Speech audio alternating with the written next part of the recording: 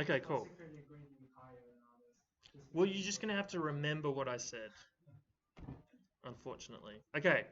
Okay, so what happens is Rhino starts, but what it doesn't do is it doesn't show, like, it just says, look, here's a Rhino plugin now.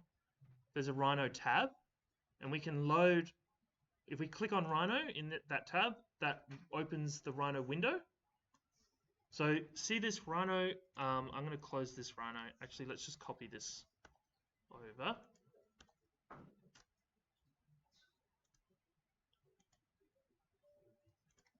Just make sure it's copied.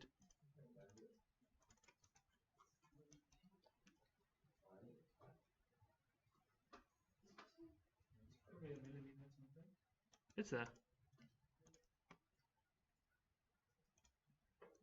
I've just closed the other Rhino, the standalone one. Do you guys see Rhino in the taskbar near the bottom? It's not there, right? But if I mouse over Revit, there's the Rhino instance. So what Rhino's doing is it's running itself, but within inside the Revit kernel system. So Windows thinks it's part of Revit, and so if you want to access this Rhino, the one that's running inside Revit, you have to literally go through Revit, and that's hence why I think they've literally called it Rhino Inside, because it's literally inside. Okay. If you open Grasshopper, you can do that either through through Rhino, or you can do it through this little Grasshopper button in Revit. There is a new tab, and it'll be hard to see in the sea of plugins that I've got installed, but near right here you can see Revit, and it's got a bunch of commands, Grasshopper commands for accessing information from Revit and controlling modeling in Revit. And just rather than sort of getting straight into the exercise, I just want you guys to have a little play around and see if you get excited. So in Rhino, if you draw a wall and make sure it's in millimeters. So if I draw like a 5 meter line,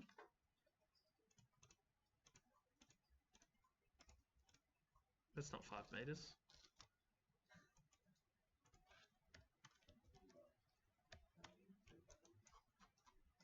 If I draw a 5 meter line, 1, 2, 3, that is 5 meters.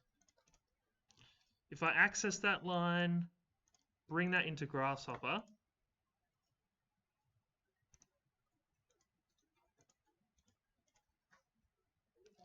first thing I want you to check is if you jump back to Revit and you look in the 3D mode,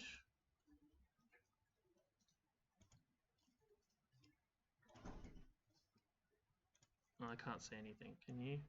No.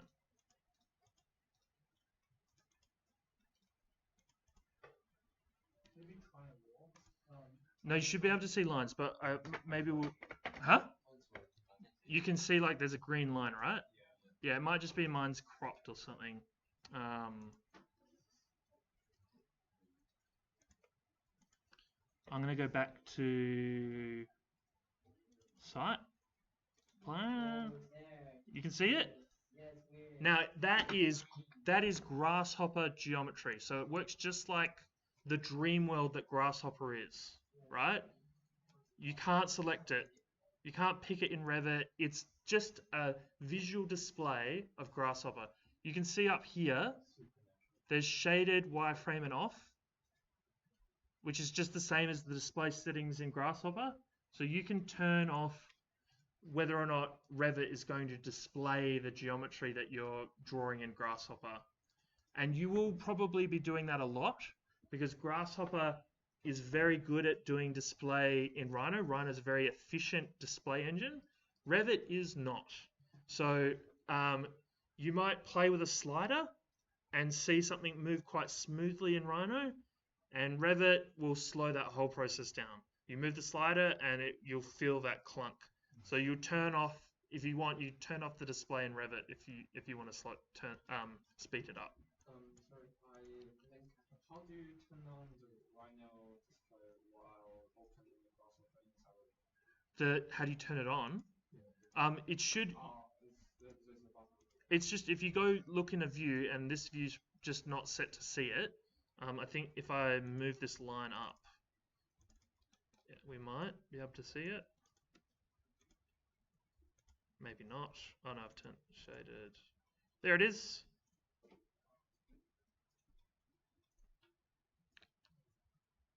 Oh, I see. Cool. Okay. Is everyone on the internet okay? Whoever's following along? Yeah, all good. Cool, cool, cool. Okay. So if I jump into Revit, the thing is, this is like, there's documents online to explain a few of these things.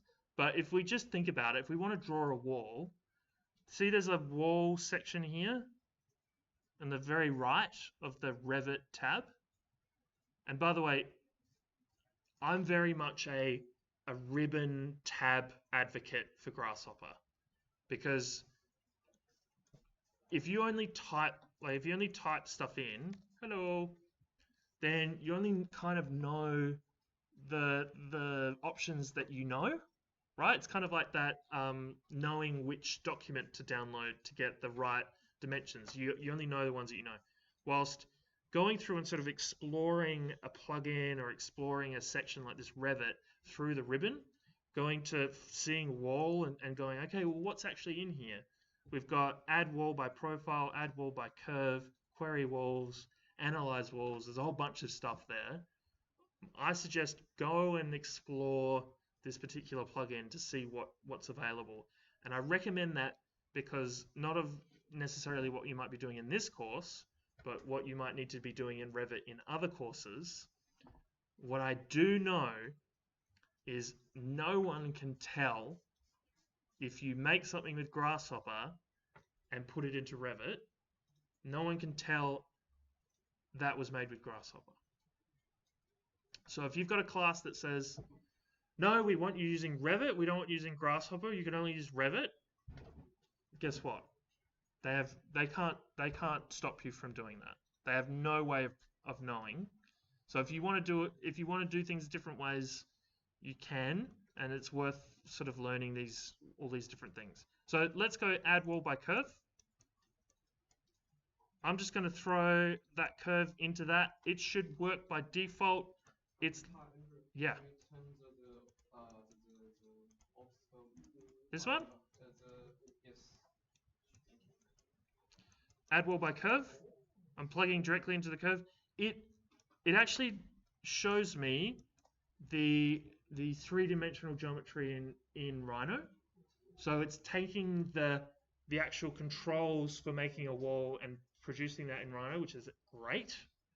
But if I just minimize Rhino, look at that. It's already made that wall.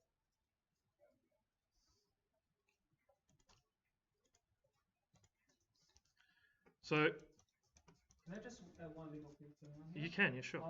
Grasshopper is, because it's auto-computing, like it always refreshes automatically if you add or delete or connect something. Yep. Yeah, so the session is always refreshed. And if you're adding a lot of walls, you probably want to lock the solver. What I generally do, guys, so what Leo's saying is, because Revit's slow, you might need to move into an environment where you have the solver disabled.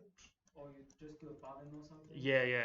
I'm going to get to that. I prefer a button as well. I'm in Leo's court, but some people like to disable it so that when they drag it out and they're ready, they then enable it. And you can enable this by hitting F5. That's probably the quickest way, or by hitting this play button or whatever, right? The key thing I want to hit before I get into the button thing is what the C# components that they've made are doing is they're remembering the element ID of the wall that you've created with that component.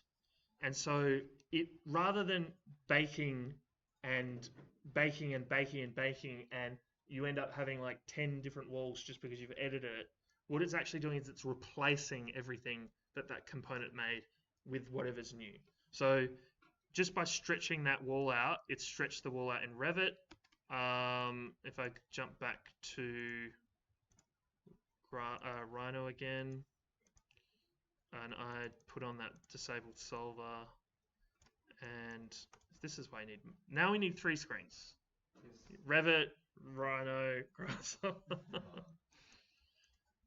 I'll just move the wall over, and there we go. It's moved the wall fairly quickly, right? Cool. Okay, so then Leo mentioned a button, which is the method I prefer. Usually, the best way to do it, in my opinion, is chucking whatever geometry you want into a dispatch, putting a toggle like this. So this guy, it's only true when you're clicking him down, like so. Throwing that in. So whenever this is true, the output's going to come out of A. So there's that reference curve. Blam, blam, blam, blam, blam. And so plugging that in, it will get rid of the geometry. And we're ready to bake. Bloop. Oh, there's a problem. How do we solve that one? I don't have this kind. I don't have this. I don't know why. Why do I have this problem? Okay. I think it auto refreshes and it pushes the Yeah, null it into the curve. produces the null. Yeah. So how would you solve this problem, Andrew? Data dam. Yes, but data dams are a bit of a dick. Yeah. So no, we don't want to. Have you guys seen data dams? Yeah, it's a The problem, so data dams are cool. They like they'll stop the information coming through. So here I'm see how the A is producing a result. So see this A, the A output's giving us that curve. The data dam isn't. If I run the data dam, this is running. I think it's automatically refreshing as well. Yeah, it's automatically refreshing. You can actually tell data dams, hey, run always, and that just lets the information through. You can say, hey, delay, and then the information will come through after a few seconds, right? Neither of those things is what we want. What we need, and this is also a dick, is data recorder. Data recorder is also a problem. If you plug stuff into the data recorder, You have to manually destroy the previous exactly. data. Yeah, every time you add stuff to it, it runs. And so yeah, you have to manually destroy what's in there. So you can say, hey, limit this recording to a certain number, but this is the gripe. This is another gripe that I have with Grasshopper. Okay, certain Grasshopper components are amazing, like this data recorder. It's great, but they haven't allowed you to control some of its variables using inputs. So if this had an input that let you put in the number 10, we could measure the length of this list and say only store 5 items. And then if that changed to 6 or it changed to 1 or whatever, it would be able to only store that number. But because it's manually inputted, it's basically it's worthless in my opinion. We could say, hey, only store 1, and then just have this guy sitting there, and as we refresh this, see it doesn't stack it. But if this ever changes to 2 curves or 3 curves, this data recorder is wasted. So look, for now, you might want to be, like, if it is ever becoming a problem, just check it on Disable Solver. I'm sure someone somewhere can think of maybe a Pythonic way of storing the information, there is definitely there. So go for it there. Tom wants to take a break. Yeah, Tom, we're going to take a break. Should we take a break at 11? Yep. So, well, more so, how about this? I want you guys to just, for the next 30 minutes,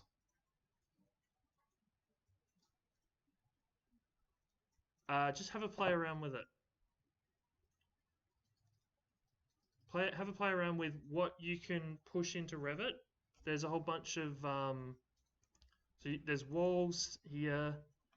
If you scroll along, you've got build at the beginning, add beams, add stuff. We're going to be playing around with some of these things, but I want to let you guys sort of have a play with it before we delve any deeper in, because I'm sure you guys can learn stuff about this without my help. Are you cool with that? 30 minutes of playing, and if you want to do any other thing other than play around with it, do whatever. Yeah. So those people in person, the people online, just letting you know, I'm going to dismantle the ceiling so that we can look at the slab. So that's the benefit of coming in. You get me doing weird, wacky things. Okay, I'll see you guys in 30 minutes. This is what do you want to turn on the AC? Yes, I do. Oh, there's a light. So normally about this kind of ceiling is the actual concrete lots or not? I'll show you. Let's have a look.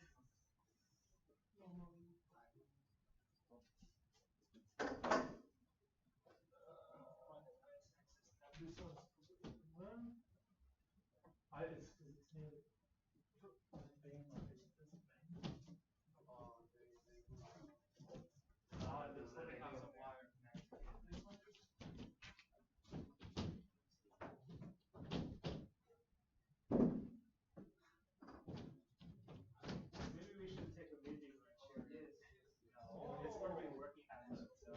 No, it's not. It's possible. Wires and Okay, so there's the slab, right?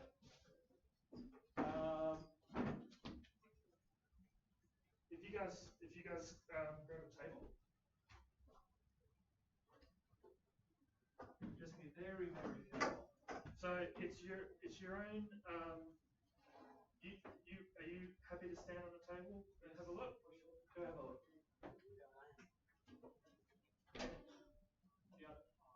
Okay, so see over there? There's a column. Can you see it over the acorn? no, the air comes to see. Okay. On the right hand side, can you see anything? We can see one problem. That's probably not. Oh, yeah, probably here.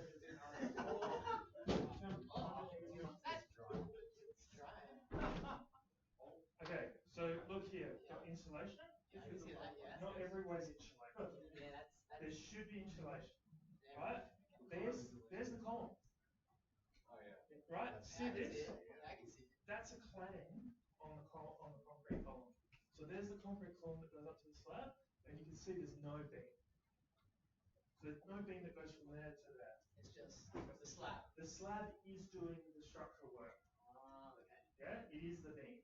Or is the big one inside? Yeah, it's the slab. The slab is a beam. The slab is just like a solid It's a piece of bigger concrete. It's fine. with steel in it. With steel in it? Oh. It's reinforced concrete. Yep.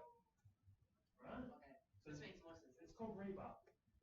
Yeah, it's the you see those rusty wire mesh things that you see people setting out, and they pour it on, it grabs onto the concrete, and it basically provides that reinforcement. Is the concrete, if this was actually an arch, you wouldn't need that rebar.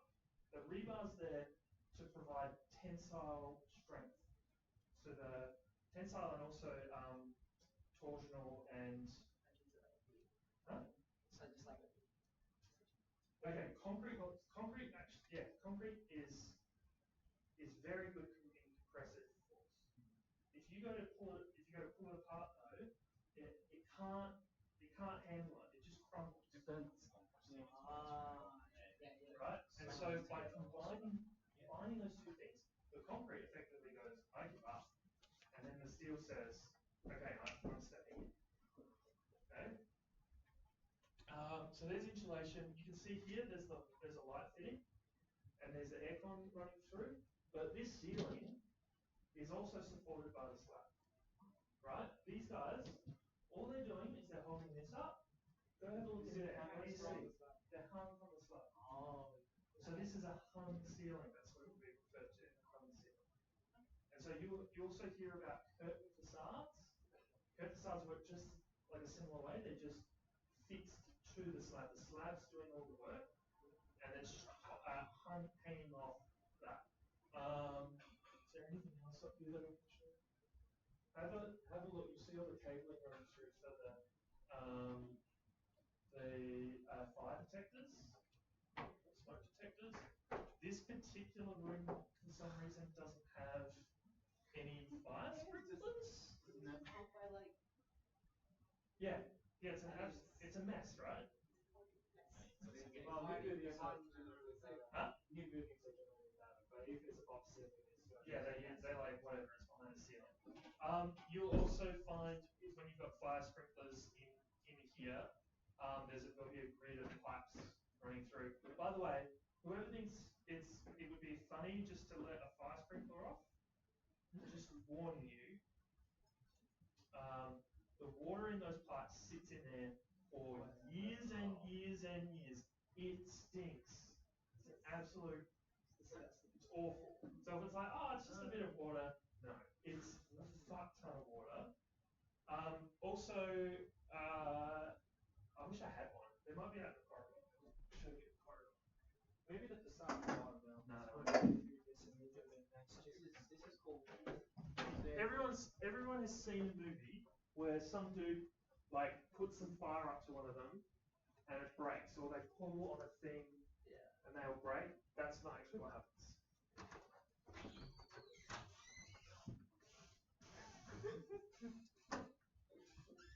Nicely on the floor.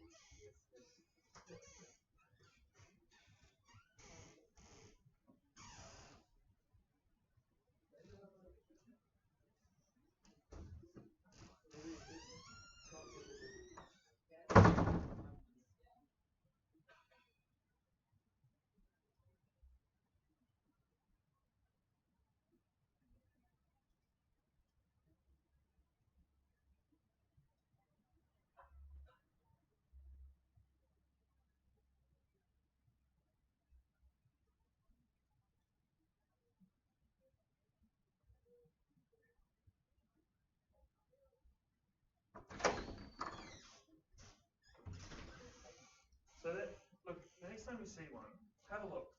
Don't touch it. Don't touch it. Don't touch it. They've got this little piece of glass in them, a little glass rod, and they'll be coloured. And the normal ones that you'll find will be coloured red. And so the colourings are for ratings for temperature. So there's liquid in it, and when that liquid heats up, once it gets to a certain temperature, it will break the glass, and the water will come out. And the thing is, it won't set the one off over there. So if you've got a fire here, and it's expanding that glass and it cracks, it's just this dude that's gonna spray water. You can surge a whole floor, like you can pump water through the network to crack every glass, and that's what you see when they have them in the movies. But no one ever does that because you only need to put the fire out here. You don't need to put the fire, like the whole floor doesn't need to be wet. So never touch the glass because they're attuned to break with just water pressure or liquid pressure with heat. So they're very fragile, and you'll mainly see red ones, but if you see yellow or orange, they're just designed for a different temperature. And so they're usually put in places that are far more likely to be on fire, like for example, a petrol storage area. And they really want to know if there's a fire like that.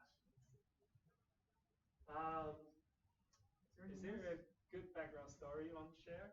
Like, oh yeah, like having to leave my apartment at 4 in the morning not me, like our whole apartment buildings has had to escape because, oh, by the way, if there's any water flow through one of those, through the pump, then the fire alarm goes off.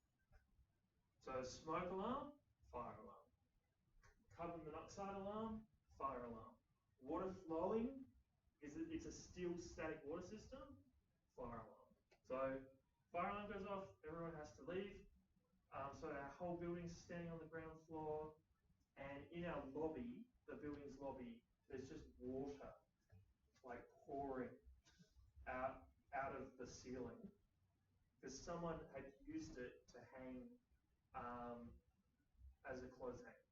What? So they had a wet shirt that they wanted dried in the morning, and so they had their balcony door open, and they hung it, and it cracked it, and so much water came out of it that it was just pouring like through the building.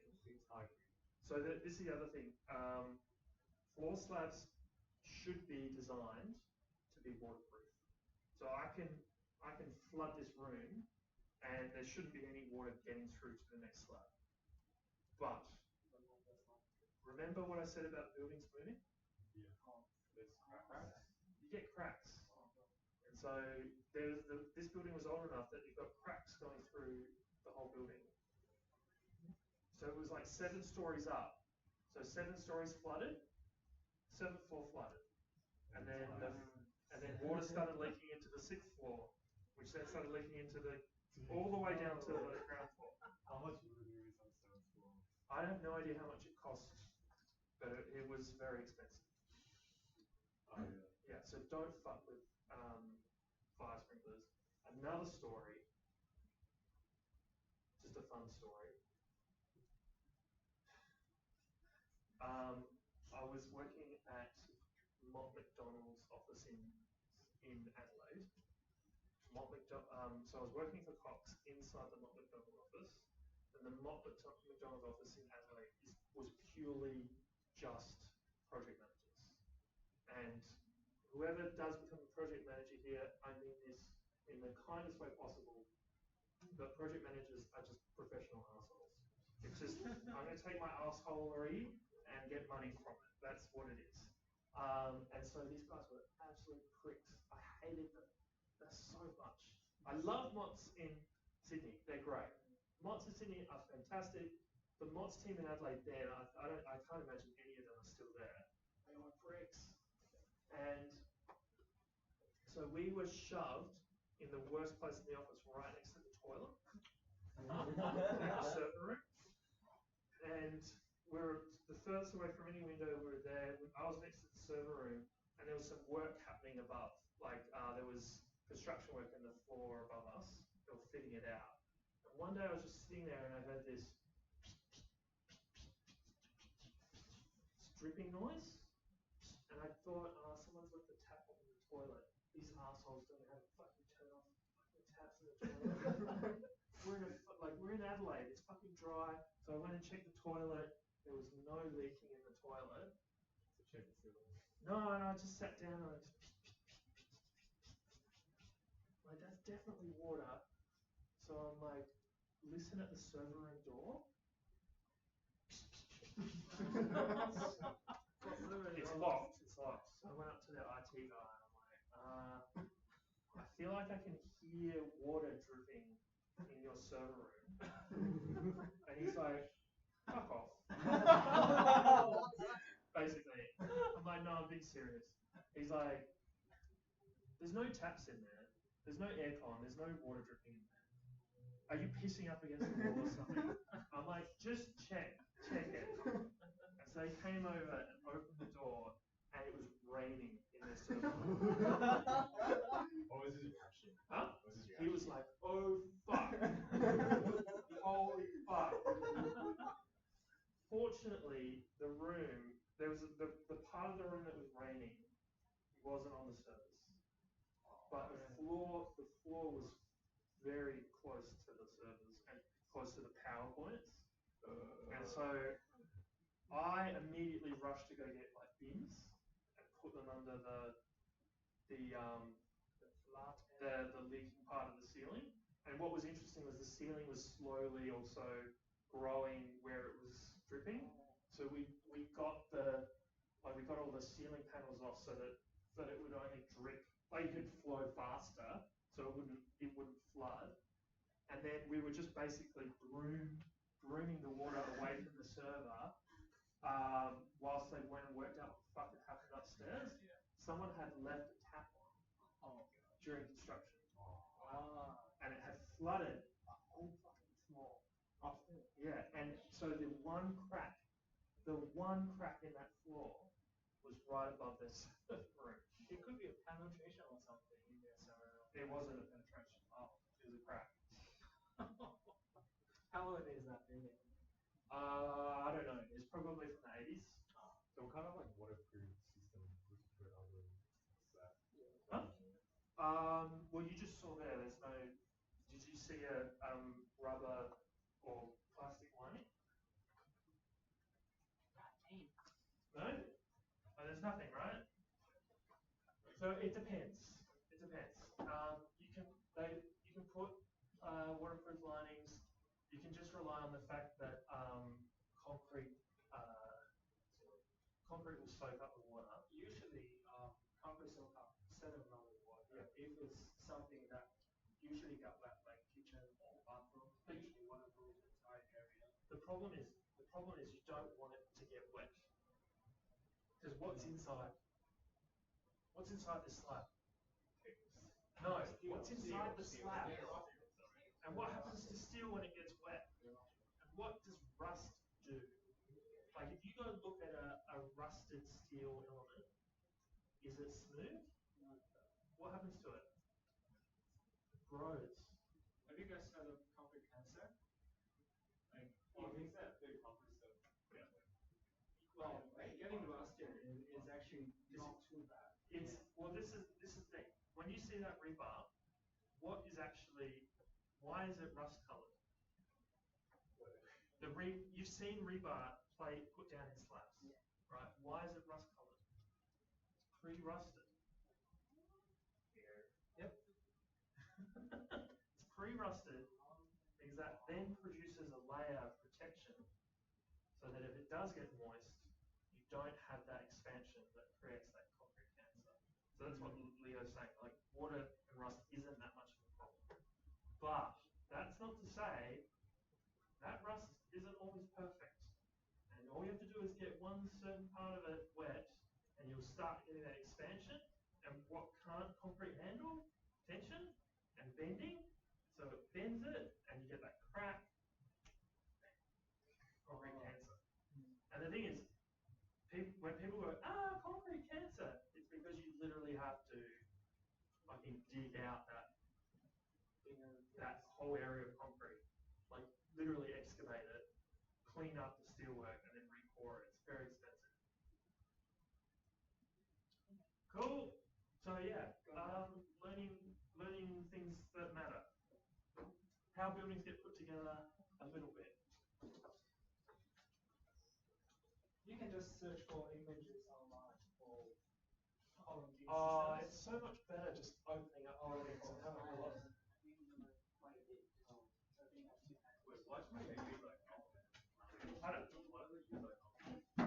How strong aluminium?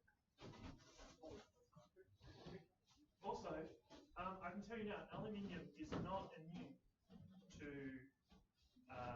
decay. No metal is. Sorry, I was going downstream. Is there something that like they're gonna make excellent technology or something so like wrap it around? Rust? No, this right now pre-rusting your steel is the best solution because you've effectively said, hey, we're going to start the process.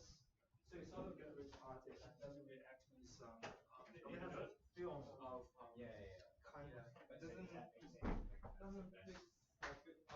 if you pre-rust it, it's actually very dense. I can't remember its formula, but it's more dense than actual rust you get in daily basis. They do it with a different chemical. They don't use water and salt. They'll use the acid. Like what I'm saying is like there's people trying to make that kind of thing. Yeah, definitely. The chemical engineers are trying all Yeah. different things all the time. Yeah, it's actually full of chemicals everywhere, and the reason why aluminum doesn't rust because there's a very dense rust on aluminum as well. It does Because decay. Yeah, it decays. Because it's so reactive to oxygen, usually when it's exposed to the air, it just automatically goes rusted.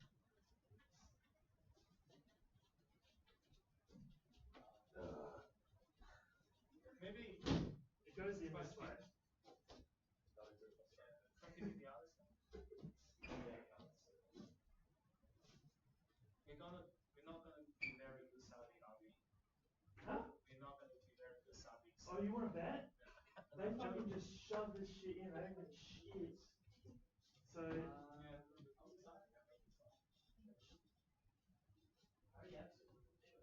There you go.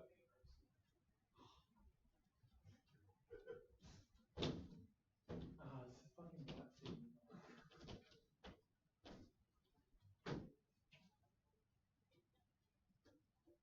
Let's ignore it.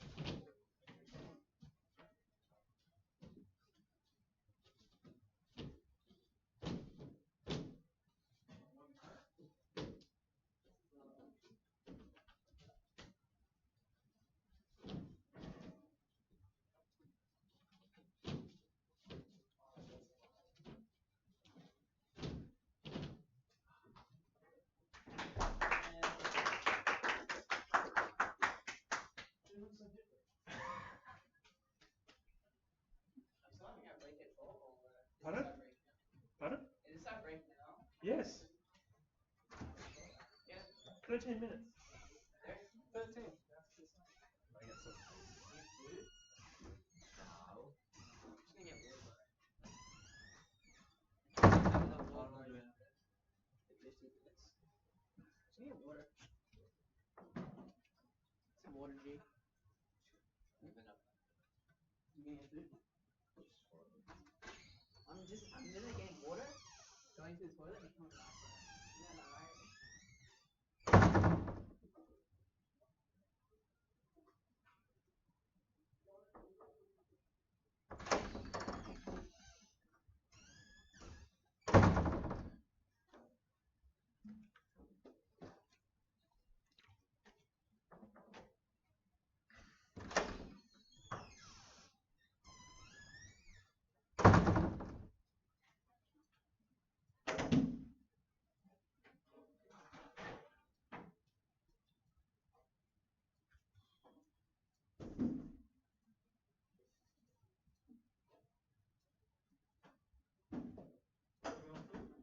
No, I'll probably wait till 2. Okay. Or if they want another break at 12-ish. Also, you're only meant to, are you doing work while you're here? You're only getting paid 2 hours, right? Yeah, 4 hours. Oh, sorry, 4 hours. Wait, I don't think. Wait a sec. I'm actually only got paid for 2 hours. Yeah. I have no idea because I haven't got my first payslip. I don't want you to hang about and not get paid. No, that's totally fine. Yeah, they're probably doing the same as well. No, I am, but I'm taking a pay cut. Pay cut. As in, like, I'm just gonna stretch. So you probably need like $50 an hour, right? Yeah. They're paying me a little bit more, so I'll do the full 4 hours and just do it at a cheaper Okay. rate. But if you're getting paid less than $50 an hour, it's like, yeah, it's not worth it. $25 an hour. Well, if you know how much HDR pays for me, so this is actually better. They're paying, yeah, but they're probably not paying $25 an hour. It's about they comparing me with second year architectural graduate, probably because they're sponsoring the scholarship. Sure, but that's not that. Yeah, because you're getting a PhD. Yeah, sponsored by them, so that's. Yeah, so that's it's better than HDR, but not if you work 4 hours. Yeah. Well, yeah, I guess it's all fine. Yeah, it's better for PhDs to teach and just do your own stuff. Yeah, but I want you to. It's not fair, man. Hang Kane does weird things. He does such weird things, and he just says, "Oh, yeah, you tutor for 2 hours and you tutor for 2 hours." It's like it doesn't work like that, Hank. It just doesn't work. Oh yeah, I remember what happens is I got paid for 4 hours for half of this semester. Yeah. Exactly like you said. Yeah. So, oh, but actually I'm learning a lot from you. So I'm not complaining at all. I'm learning a lot from Rancy as well. A lot of people complain that students don't know about construction coming out of uni, and then I say, well, what do you actually want them to know? And they go, well, they don't know anything. But most of the stuff that you learn about construction, you learn in the industry. You don't learn, like I never learned this stuff at uni, and I've looked like I know it. But the thing is, I wouldn't know how to detail a flashing, because I've never done flashings. And these guys won't know how to do flashings because I don't even know what is flashing. Exactly. Okay, maybe I need to explain. We'll get to that later on in the term. But yeah, so knowing what something is, knowing UC or UB. Yeah. So I feel like just giving them just even like, oh, this is like, just go open up a ceiling and see what it is. It gives them so much more knowledge than not knowing. I agree. I strongly agree. I feel architecture or the entire FP school, maybe excluding construction management, is trying to teach arts degree to students. It is, yeah, it is. It's more liberal art. But if you're doing art, like if I'm a good artist, I need to know about what I'm using. You need to know about the oil or whatever, like the material that you're putting artwork together. And this stuff, it needs to be built for it to be architecture. Yeah, exactly. Architecture used to be a science degree. Yeah. Yeah, Bachelor of Science. Well, we initiated Bachelor of Architecture. And for the ones who don't know construction at all, just pave their way along this architecture degree. I don't think it's. Is this the first time someone's dismantled the building? Yeah. Try to observe construction sites if you have the chance. Lots of interesting things are going on. Do they like get the family class from Revit and then replicate it in Rhino? It can do that, yeah. How much did you guys know about categories, families, and types? Do you understand hierarchy? I'll cover. I can cover it. If you want to cover it, I got to refresh it. Check this out. So because they're building Rhino inside, McNeil have been writing documentation about Grasshopper for Rhino inside, which means they've had to explain things about Revit. But just be very careful. I think he's still deprecating a lot of. Yeah, I know. I've said it's in beta. It's always it's going to change. But the thing is, I started using Grasshopper when it was changing every week. Oh yeah.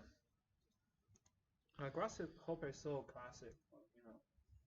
Even for Rhino 5 version of Grasshopper script, it still works in nowadays. Yeah, because it's all it's all XML. Yeah. So simple. Check this out, man. So they've explained category, family, type, instance makes your element. All of those things together. Then in your Revit document, you've got design options, groups, bases, and work sets, and they are all. Yeah. No one's explained this to me. This way. Yeah. Wow. This is much better than the Dynamo documentation. Yeah. I'm trying to explain the same content, but much shittier.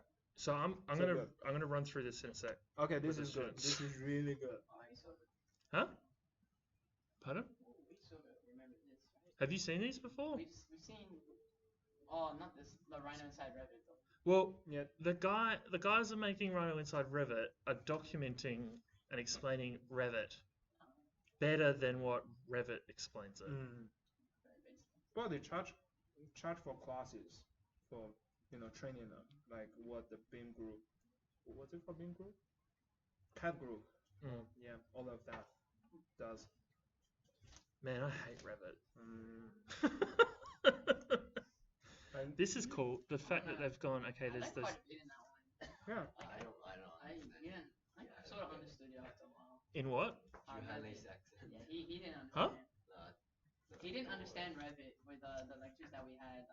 Okay, last I'm year. gonna go over it very quickly in my way. If that, in a way that, like, I don't touch Revit that much, but you need to know at least these things. I fucking hate these groups. we probably don't want to touch that much. We're not gonna touch groups. Some of this has to be We understand what it says. done Yeah, using I- scripts, like Yeah. Python or Yeah, something. also delete all your work sets. Yeah. Documentation. Oh, yeah, you delete all your. The thing is, when they made Revit, they were like, we're gonna make this so not CAD. Like, we're not, like, even though work sets, you could just call work sets layers, right? Yeah, that's what we. But they were like, no, it's layers are already a thing in CAD. We're gonna like call it something else. We're gonna call it work set. And they specifically ask you not to use work set as layers. This is the layer structure. It's a four-pronged layer structure. Oh yeah. So they've made it's a four-dimensional layer structure. So something can exist on multiple layers. It can exist on. I'm literally doing the next part of this. But the Wait. problem is if you put an element onto a multi-dimensional, say in two different options, while in another two different types No. of groups, It's as in belongs to different options. it can exist on an option. Mhm.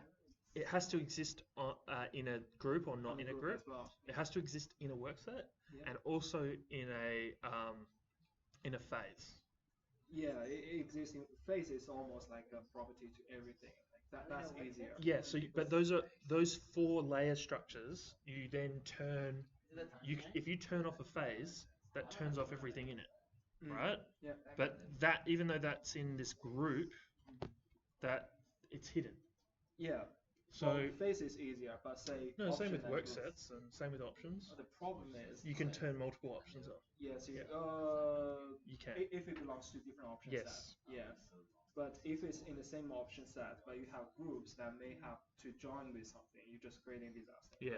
Like, it's so conflicted. This structure is so conflicted. So yeah, good architects tries to avoid options at their best. People just don't understand this stuff.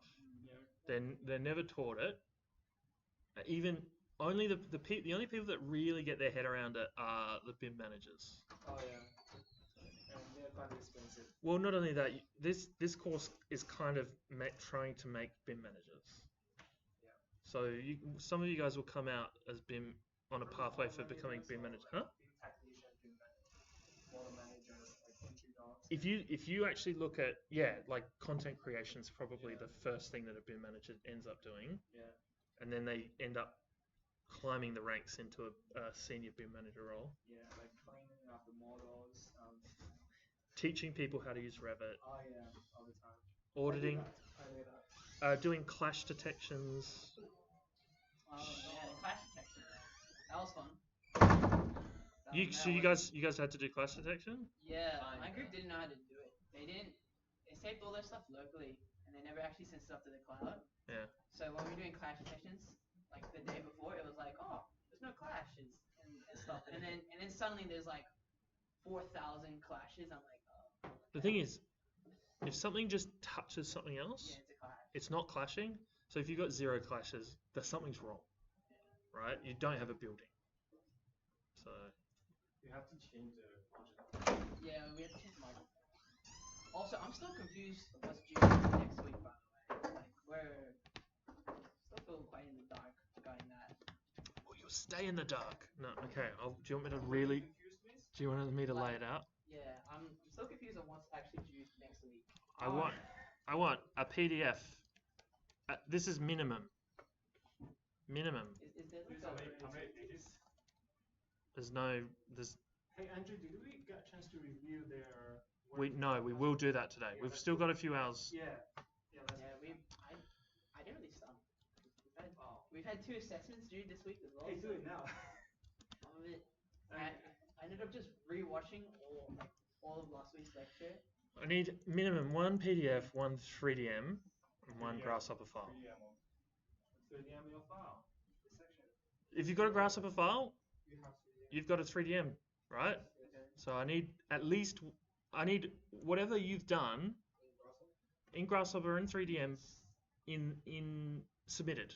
I don't care if it went into the PDF or not. Whatever you've done on this course for the last 3 weeks in Grasshopper and 3DM, submit it. Oh, it's just everything that we've done over the past 3 weeks, essentially. Yes. Just all in one file. No, you can submit multiple files. Okay, that's actually, I thought we had to do like an actual like full on. You do We want to see compiled in the the in the PDF. You don't have to. If you've got multiple files, that's fine. But if you want to do it all compiled in one, that's also fine. So essentially, what we're saying is we should just go through all the lectures that you recorded and then just look over what we've done, check that it's all right. Yep. Maybe Explore, explore it a bit. but we want street sections, and we want to see a diagram of your building with the offsets, Okay. the buildings with the offsets, and the FSRs and areas for that building. As much information, not clutter. Okay. It needs to be communicated well. Sorry, so for the buildings, Yeah. do you gotta like get the information, get a lot like the lights and things from the OpenStreetMap, and then take it to my browser? Yep. You can, The one thing I don't want to do is handhold you guys. So we were going to show you OpenStreetMap methods. We were, but I think there's plenty of information out there for you guys to get your building's footprint, the cadastre, into Rhino. If that means tracing a model, like tracing a satellite image, then you can do that. Okay. One thing I will point out,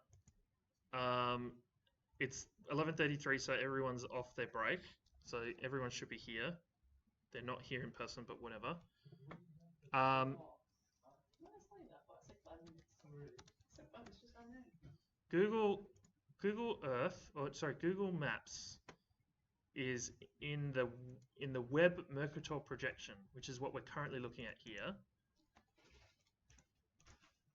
What that means is this is a 2D representation of a 3D surface, compound surface, which means if I take Greenland and Australia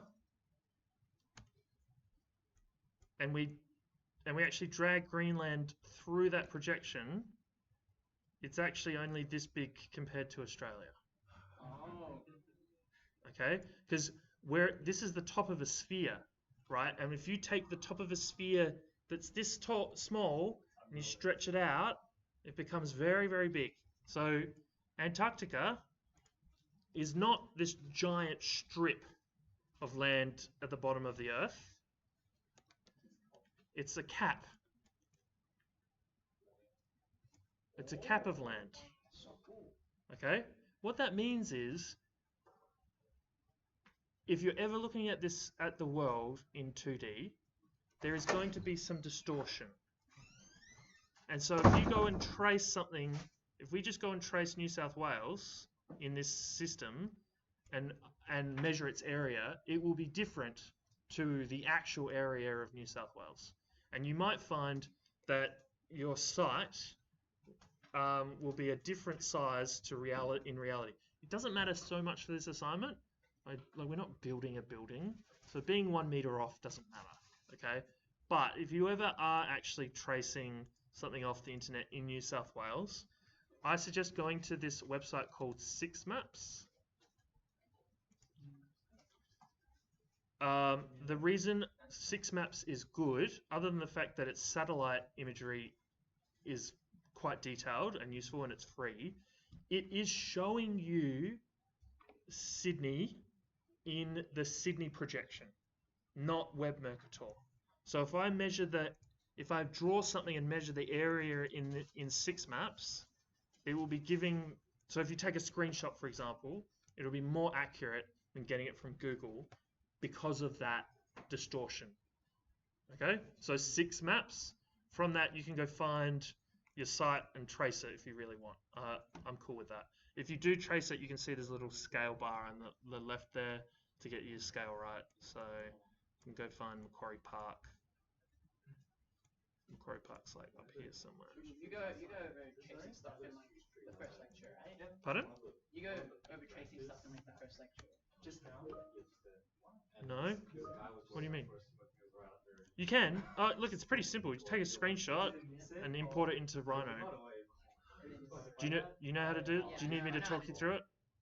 It's gonna be, yeah. So like, look, at this zoom, that's 100 meters. So if you bring this image into Rhino, you just scale this so that it's 100 meters.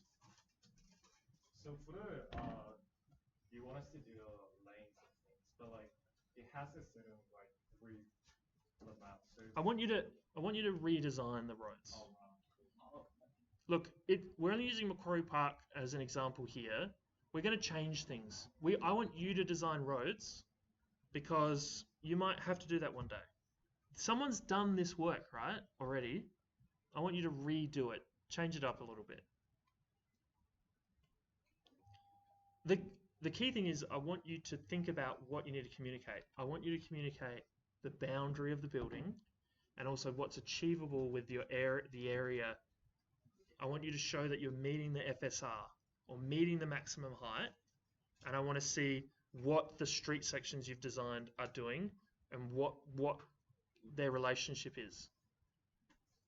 You can use sections, plans, isometrics, 3Ds, tables, diagrams, whatever you want.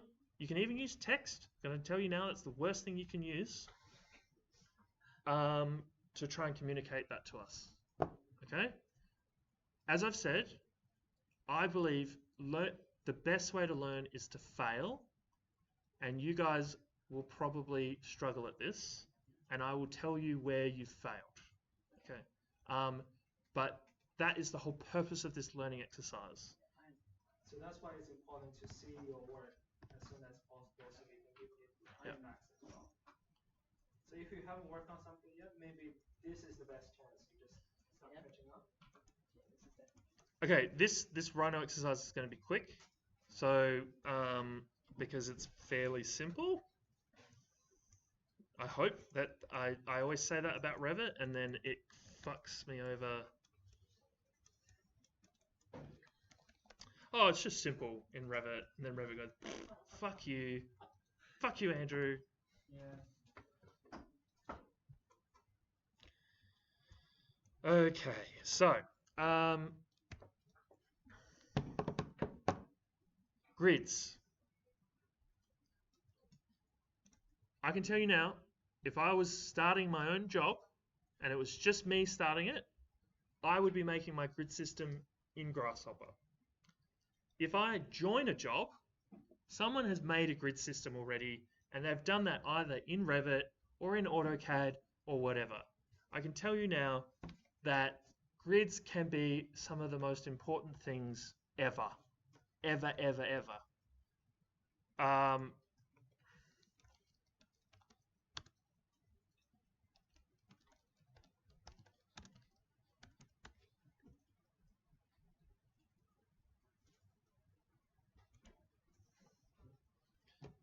One of the directors from my company, he's from South Africa. So he has, and we also have a very good relationship with Malaysia, Malaysian companies, and a lot of Malaysia owns a lot of South Africa. And so Durban, which is a part of South Africa, has they wanted to renew this area, so this is all going to be filled in with high-rise residential and commercial buildings, and they wanted to build this beachfront promenade, and so this is this fancy, wacky GRC promenade that people can use to walk up and down. No one cares about getting sunburnt in South Africa, so there's no shade. and it's very, very, very long. Very long, right? The person who started this job started it in Revit. Even though a lot of the work was done in Rhino, they started it in Revit. They set the grids out in Revit, and they copied the grids over and over again. Now, Revit is a bit of a dick. It's a lot of a dick, but it's a bit of a dick when it comes to dimensioning. If you dimension something in Revit, it usually rounds that dimension up or down to a reasonable number. So if you've got a slight inaccuracy in it, It's going to be only 0.1 millimeters. yeah, you're not going to see that inaccuracy, right? And it only matters for jobs this long, but there was an inaccuracy in our measurement for our grid in Revit, enough that if you measure the full length of the grid, it ended up getting about 100 mils offset. So there was just enough that it was 100 mils offset. And it was fucking shit, right? We had to redo quite a lot of work. It was probably 2 weeks of 2 people working worth of a mistake on that job. So if I ever do have control over a job when I start, I prefer to control it in the most accurate software I can possibly think of, and that's Grasshopper, because I can tell Grasshopper, make something 10 meters away, and it will fucking make something 10 meters away. It won't be 10.1, it won't be 9,998, it's 10. It might be off by like 0.0001 millimeters, but that doesn't matter.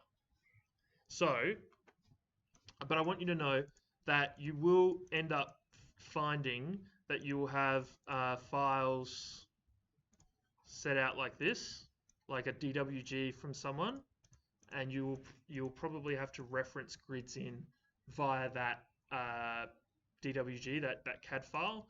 But what we're going to do very simply is we're going to go grab a series. We're going to tell it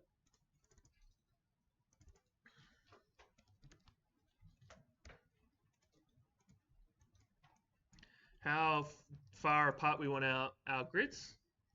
Minimum grid size, 5 meters. We won't go much smaller than that. Like maybe 4,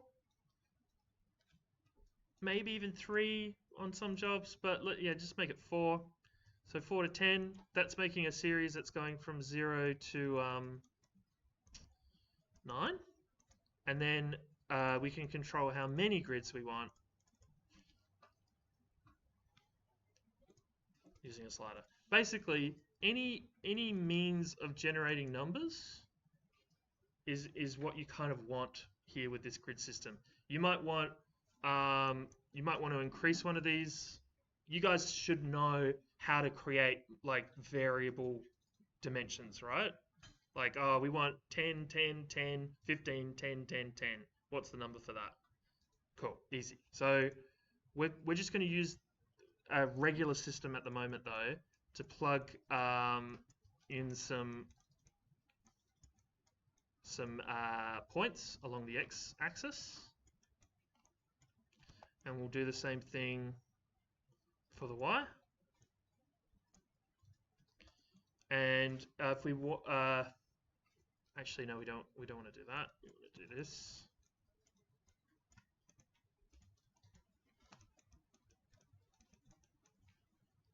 And so we want a line coming off our X points. This is very, very simple stuff, so you guys should be able to follow along very quickly.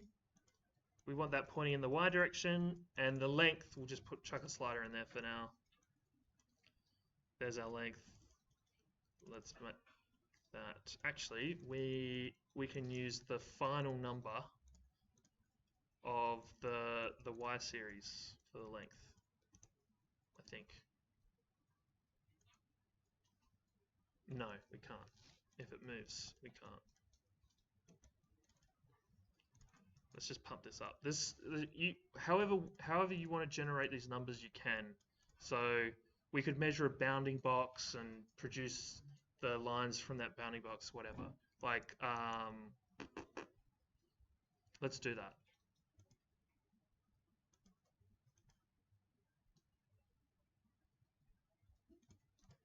Grab the bounding box of these points. Right click it and make sure it's a union box. This is a box, it's a flat box. So if we throw planes through this, what am I doing? We throw y-x planes through it and intersect. You put X up No, y, z. there. Oh. It's there. There, it's working. Yeah, yeah. That's giving us those line-like curves cutting through that. Yeah? Yep. So if I play around with these dimensions now, that box is responding. See how this is a bit slow? Do you see that being janky? That's not the frame rate of the video. That's Revit trying to display these. So if I turn that off and bring Grasshopper back, then that runs smoother, right? So not as smooth, but it's smooth-ish. I mean, it's smoother, but yeah, Revit's just going to slow everything down, unfortunately. That's giving us those line-like curves, and we can do the exact same thing in the opposite direction with the XZ plane, intersecting that. Where's my Rhino? There we go. And grids usually are for structure, but they're also used for just visual construction. They are not infinite. Grids are not infinite. They are a line and they stop at a certain point. So generally, when you do look at a grid on a drawing, this is what it's represented by, but in annotation, you might find that the grid does extend. I believe Revit doesn't extend it for documentation purposes. I think Revit has to, there is basically a grid plane. Like Yeah, but actual grid. there are buildings that could do this. Yeah, and they have actual lines to represent the extent of the grid. Yeah, so that there is, this could stop at this grid system could stop at this point here, and these lines will continue to that point, but they're not infinite. Once they get to that point, they don't keep going. They might, turn off on an angle and do this, right? So just know, even though we might think of grids, like I think of grids as infinite, a documentation package won't, especially on buildings that are a bit more complicated than a square grid. So I honestly think this is fine for a grid system, but some other people might say, no, the grids need to extend. And so rather than extending the bounding box, what's probably easier to control is just extending your curves via this extend curve function. And through that, we can say, hey, let's extend those curves by the length of a curve. So, length of a grid. So we'll chuck that 10 in there, 10 in there. Oops, we want 10 in there. And the 10 from this one in there. Oop. And that gives you that sort of like overshooting grid look that you see in architecture. Huh? I'm just extending the curves because they were going to the bounding box. I've just extended them by 10 meters on either side. And so if I change the scale of one of the orientations of the grid, set that to 9 meters. Ooh, my bounding box is being a dick.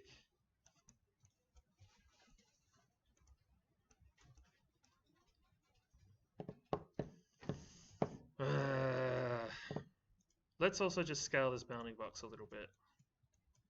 So if I get the center point, actually scale uniformly. Andrew? Yeah. Why wouldn't we just take the final item of the list for the end point of the line? You sort of why I didn't do that? Because you might have a situation like this, where the first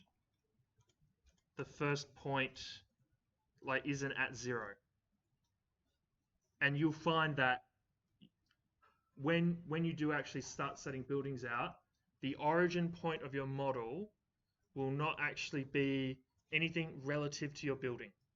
Okay, so if we go just get a survey of any building site, surveys, I'll try and find you some surveys that I can share.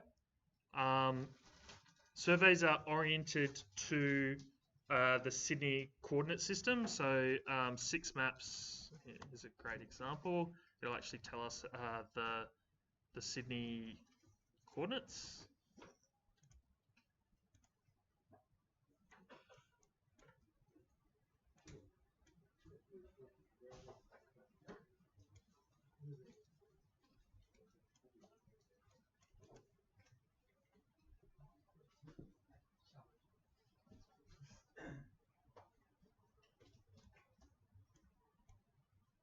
So here's UNSW.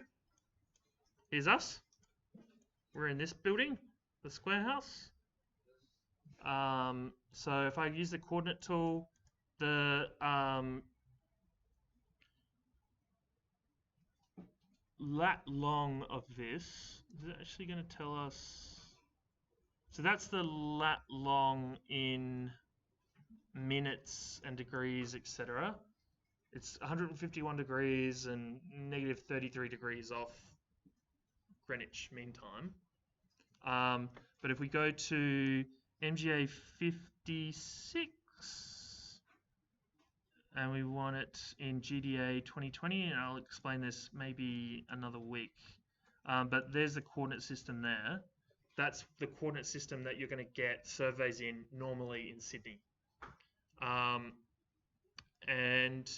the problem is, and this is why like setting up a job from the very beginning, thinking about the end of a job is very important. Someone on site has to go build your thing, and they need a reference point. And so generally when you look at these surveys, there's going to be something around your building that won't move. A survey point. It's a survey point. And so they end up, either a surveyor might end up putting a big pin in the ground, or you might end up, you know, like you might see like council taps on the side of a road. That's not going to move. Like it's a plumbing pipe that sits in, it's not going to move. And so you end up making that something that won't move, your origin point. And so when someone goes on site and they're measuring their grids, they're measuring it off that point. And so that's usually going to be your origin. So your building's very rarely going to be at that point. That's why I say that, Jason. But you can use it. Could you use that? You just measure the point. You know, again, get that list, get the first item, get the last item, the list. You just measure the distance between the first and last point. Dude, you could. There's a billion ways you can do. There's 1,000 ways you can do this. Okay, cool. I'm just showing one way, which is a bit more interesting, which is, you know, you create a surface and you cut sections through it. You don't have to do it that way, but we can. I'm scaling this up just so a little bit so that the section lines cut through it. I'm going to set that back to 0. There's our section lines cutting through it. We're good. Okay. So grids have names. They have labels. Have the BIM class taught you that? Yeah? You usually have numbers running in one direction and letters running in others. Is there any prohibited number or letter that you are aware of? Has anyone spoken to you about that? No. Okay. I have 26 grids in one direction and 26 grids in another. And I refer to this grid.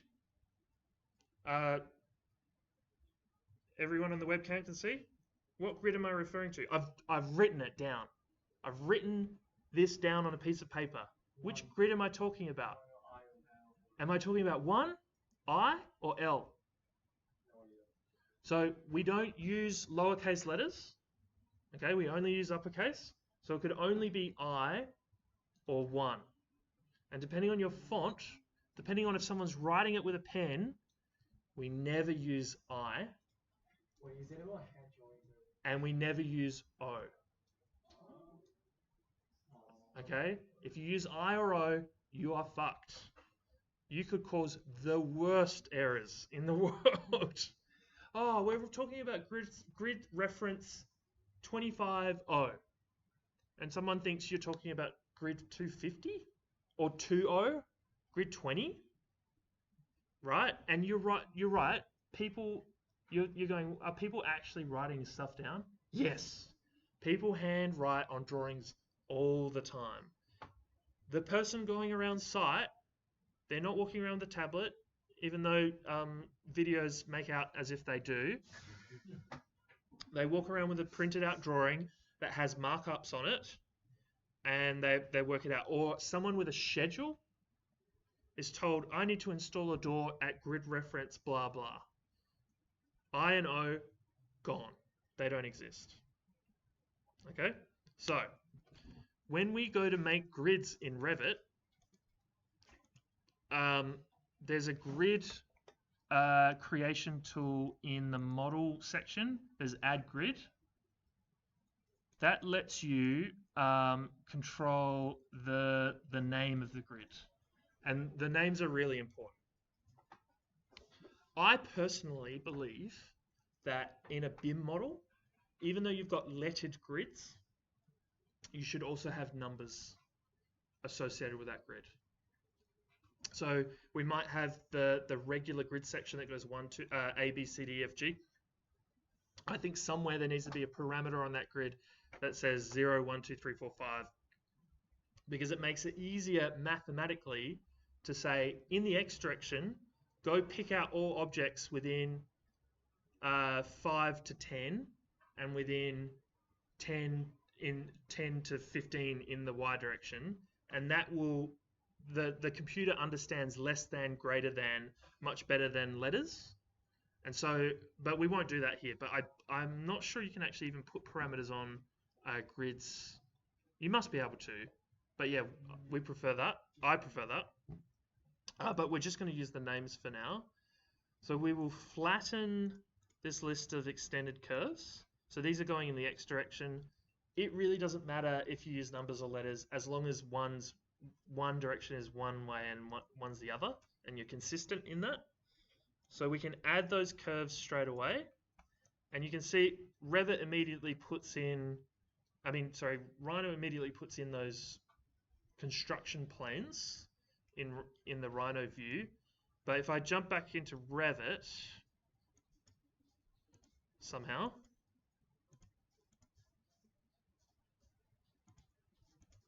and I go over to my ground floor working plane, because this isn't a new file, the last numbered grid that I put in, Revit immediately just steps that up auto by 1.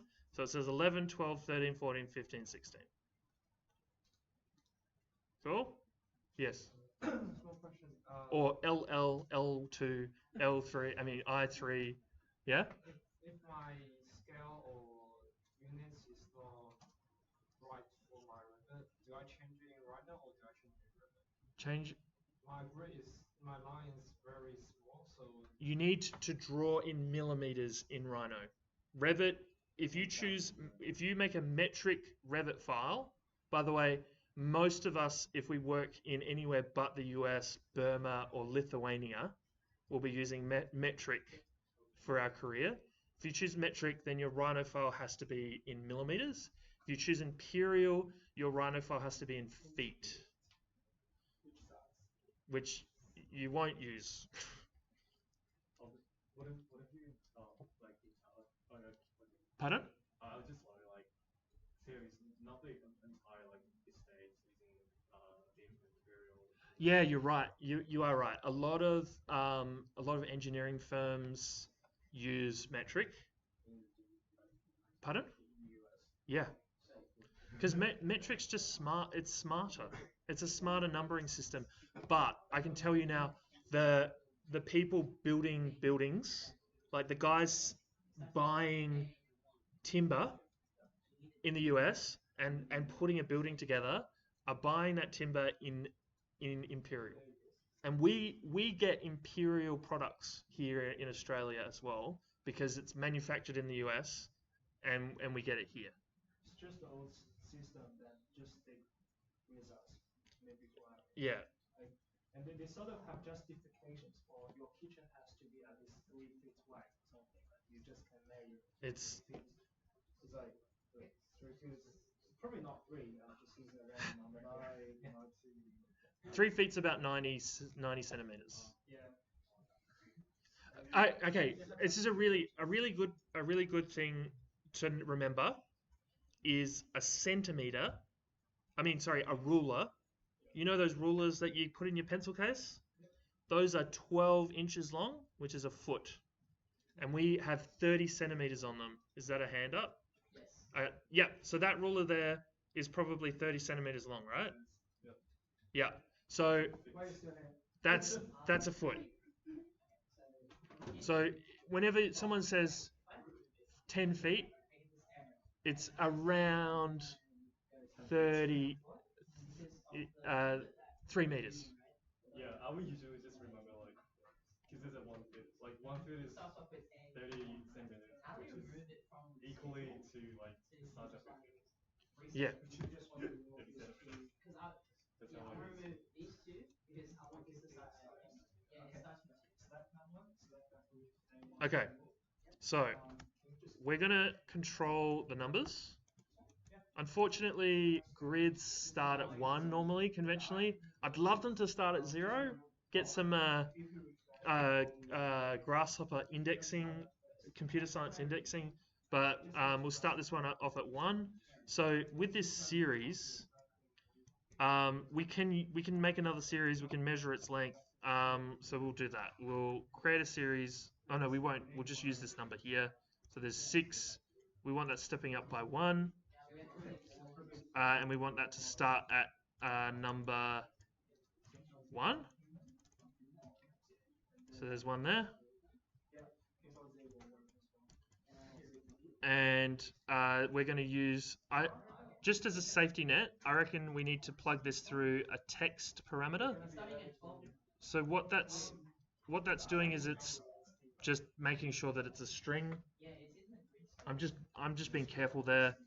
Plug that into the n function, and if we go look at Revit, that's now giving us 1, 2, 3, 4, 5, 6.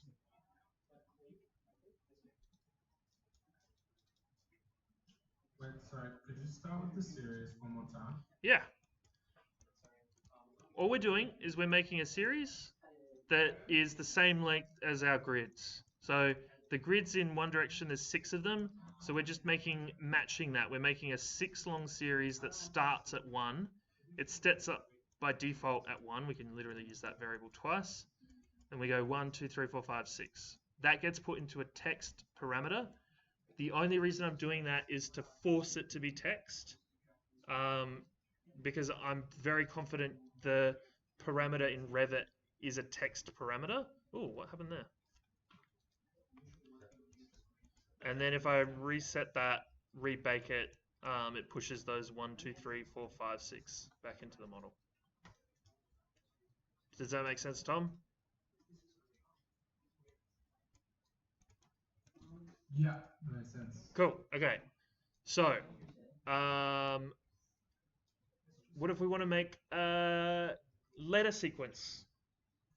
There is a function in Grasshopper that does that. It's called character sequence. What this thing does is it takes a count, so you tell it how many letters you want. It takes a pool. So if I just extract that pool parameter, at the moment it starts with the regular alphabet. and then it also has a formatting mask, and we can kind of get in. You can get into formatting masks by looking them up. At the moment, we only need the basic one. So because we've got this character pool of A to Z, and we want to exclude I and O, we can copy that alphabet, paste it, and go in and remove I and O from that list, and use that as the input for our character pool. And from there, we can then tell it we want 6 items from that character sequence. So that'll give us A, B, C, D, E, F. And if we skip over, like if we end up making quite a lot of grids there, you can see it skips over I.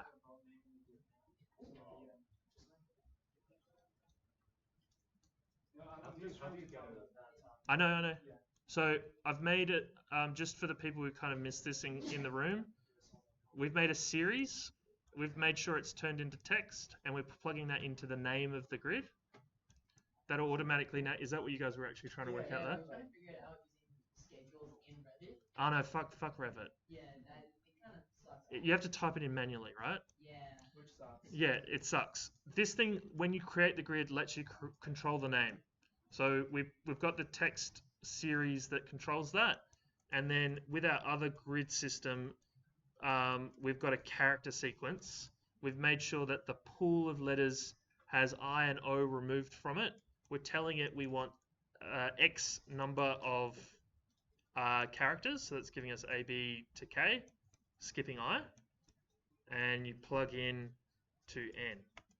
I want to just reiterate, don't ever make the same mistakes I've made in your career. If someone says, how many grids are there in this certain direction, do not go and count the letter. Go, oh, it's 1 there and it's 10 there, and then go, well, then that means there's not 10 grids, because someone somewhere might have added a subgrid. They might have skipped a number, and so just make sure you always count. Don't ever use maths to work that how many there are. And one of those particular errors have happened to me early on. Someone asked me how many corporate suites were in the stadium. They wanted me to check how many there were. I went and just looked at the last number and saw that there was 27. So no, 25. There are 25 suites. And they went, what? No, that can't be right. That can't be right. Check again. So I checked again. No, there's 25. And they're like, no, there's something seriously wrong. And so I kind of made a fool of myself because I didn't count them. Obviously, if you were trying to sell a corporate suite in Australia and that suite was number 13, you'd be worried that people would be superstitious and they wouldn't buy that suite. And so we had to skip suite 13. Okay? If you're building a stadium in China, you have to skip suite 4. If you're building a multi-story building in China, what floor do you have to skip? 18. Yeah. So just be mindful that you have to count these things, because people leave out numbers and they leave out characters, and you might have to code that one day. Have you ever worked with something like Chinese companies? Yes. They do believe in function. Yes. I have tried to design a stadium for the China Fortune Club. It was a competition, and they did not like the fact that I had pointy parts in my design, like pointy bits. They're like, no, energy. The energy will come off that. Pointy. I had pointy buildings. Very sharp corners. Very sharp corners. They didn't like it. Bad feng shui. It had a mirror finish. No, it's bad. It reflects good energy. Bad feng shui. You don't like it? My roommate was like, no. No, bad feng shui. Even in Australia, Sydney, we did residential living unit, like for old. It's called retirement living. in a suburb that is populated with Asian. And when we do the design, we actually had a feng shui consultant to review it. Crazy. Yeah, it's by a major tier 1 developer, but it still gets reviewed by feng shui. How much do you earn, like, every time that you evaluate like the entire? It's fucking annoying. It is so fucking annoying. Sorry to say this as a like from a cultural perspective, but for someone to say I don't like this, and you go, well, why? And they go, because of feng shui. It's like, it's so annoying. Jakarta Exhibition Center is not in China, but Indonesia has been influenced by Chinese feng shui. Most of you guys are Asian. Okay, just to explain to Jason and Tom and maybe Emilio, half, it's very bad practice to put chopsticks into rice. That's right. You cannot stick chopsticks into rice. They have to be set aside because chopsticks in rice look like incense sticks that you would put when someone has died. Yes.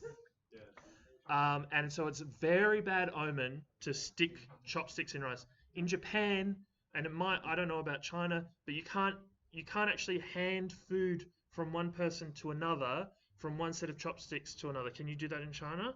We can. Okay, in Japan you can't do that because it's part of it's not because it's tricky. It's part of the death ritual, the funeral ritual. After someone is cremated, people pick up the bones from the cremated body and they hand the bones along from chopstick to chopstick. So that has proliferated into culture.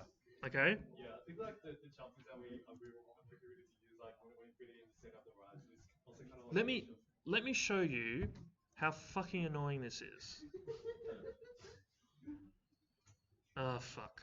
Did you ever do that to your wife? Yeah, she gets annoyed at me. She's like, no! Take those chopsticks out. I'm like, like, you've told me that you don't believe in any of that stuff. And she's like, I don't care, just don't do it. So, like, it's kind of like in Sydney, I know Jewish people who, like, as in they're culturally Jewish, but they don't believe in Judaism, and yet they still don't eat pork. Right? It's almost like that. You guys just feel like it's bad, right? Certain people just feel bad when they see chopsticks in rice. Your mum told you shouldn't do it, and you're going to tell your kids you're not going to do it, right? Not to do it. No way, Andrew, I have one category component seems not Hang on, we're getting distracted. I want to show you guys this because it is an important lesson.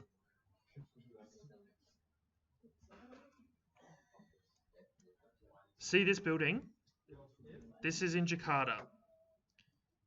We used to have see these columns? These columns come up and then they umbrella out and they hold up the roof, and there's 4 of them. This building doesn't need all 4 of them. It only needs 2. And we actually had 2 coming from the ground. It went from here up and then here up. And they said it looks too much like death incense sticks. Change it. And then, so we had the columns coming up and we had 1 coming up and 1 coming up. And they said, no, it still looks like death incense sticks. We had to add 2 more. We had to make it more than 2 so it didn't look like death incense sticks. No, didn't matter. It was white when we showed it to them. It looks like death incense sticks. We don't want our Chinese clients who are coming to this exhibition to be like, this is a bad omen. Like, I'm not going in this building, I'm going to die. And the thing is, like, with these superstitions, so with 13 and with 4 or 8, the thing is, you might have, like, the whole population might be like, fuck it, we don't care, right? But the person trying to sell the building, trying to sell the suite, wants to reduce and remove all the risk. And so even if just one person might end up saying, no, I don't want that suite because it's suite 13, just change it. Just add another column because of the bad omen. Yeah, if I were to buy a flat, I would rather like if there is like a discount for like buy 18, I would rather buy other floors, even though it's like cheaper. And just to throw a question to Tom and Jason, do you know why the number 4 is bad for China and Japan? No idea. The word for 4. So the word for 4. So 一二三四 是 is the same word. 是 is death in Chinese, and that's why they don't like 4. But what's wrong with 8 and 18? No, 8 is good. 18 is like. It is good in Yeah. Hell. So it's because the words sound like other words, and then they've been attached to those as a meaning. So, and look, Probably got something else. in the Australia, in the Pacific, even though we speak English, we have to learn more about Asian culture for buildings because there are more Asians coming into Australia, and we are doing more work in Asia, and so we just have to learn it. And even though I hate it, more so feng shui, like punching a hole through a building so the wind spirit can travel through it to get to the ocean. I think it's culturally sensitive.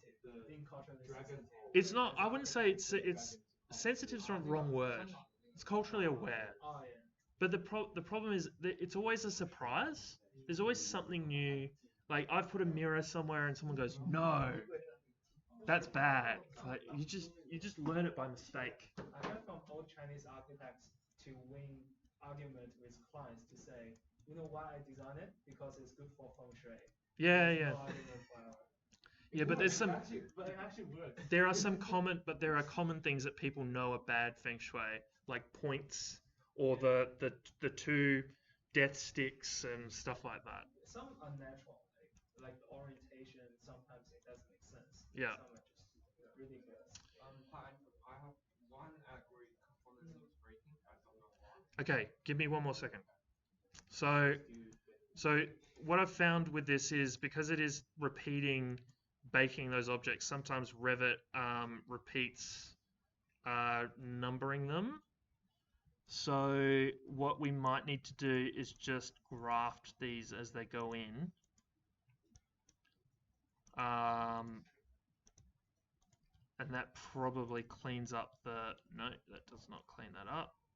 Fucking hate Revit.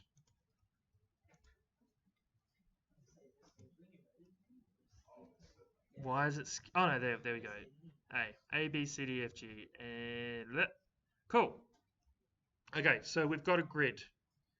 Whilst I help someone out, have a think about how we might place columns. What's up? I have Any more questions? like when I doing something with I don't know. Mine's kind of being funny. Yours is yeah. You're in second line. What's the problem? I was trying to map the series, which is 1 to 6, but when it comes to the numbering option on the it turns out to Maybe it's just like. Probably because at wrong order, right? yeah. Check it and you can conflict the negative. Go this second angle. I just found out it's the down there. Great. Your problem? No. Okay. It's just Oh, what's going on? Where's your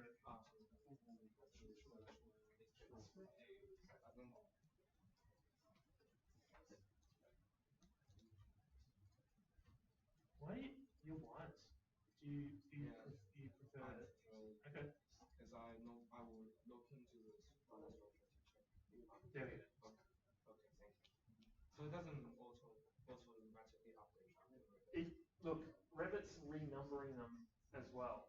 It's trying to renumber them whilst you're numbering them.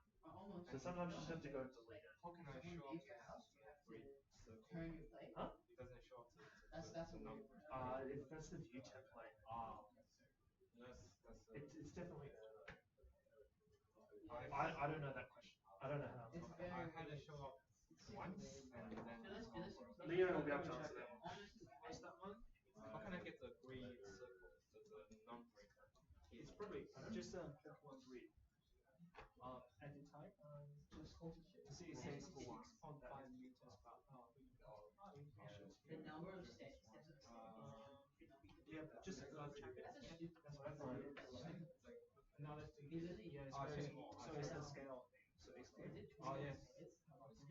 yeah. Yeah, it shouldn't be happening. I think you probably put dimension this one and this one. Let's check what's the distance. Use the line dimension. That's fine. Click cancel. Dimension. I think you are wrong. Probably get 550 millimeters. So that's Yeah. Mine, so mine like A and my 1 don't line up. So like it goes like at 8 is like closest to A. My suggestion is if you're finding that the grids are a bit funky, is just go in, unpin them in Revit, delete them, and then run the Grasshopper script again. Yeah, I did that and it's now done it. Like before I had a different problem and now that's the new problem after restarting it. It's just the... Like you can see here I've got 37, 38, 39, 40, 41, 42. Yeah, it's embedded thing. I know. So look, my comment about these grids is once you've made this script that sets grids out, fucking walk away from it. Close it. Don't touch it. Like this is now not doing letters. This is shit. Can't you give a name while you're writing the grid? Huh? What's wrong with naming the grid while you're writing from Grasshopper? It's not working? Because Revit is also trying to name it. Grasshopper names it, and then Revit goes, you want to name... This is... So, there is maybe another way of doing it.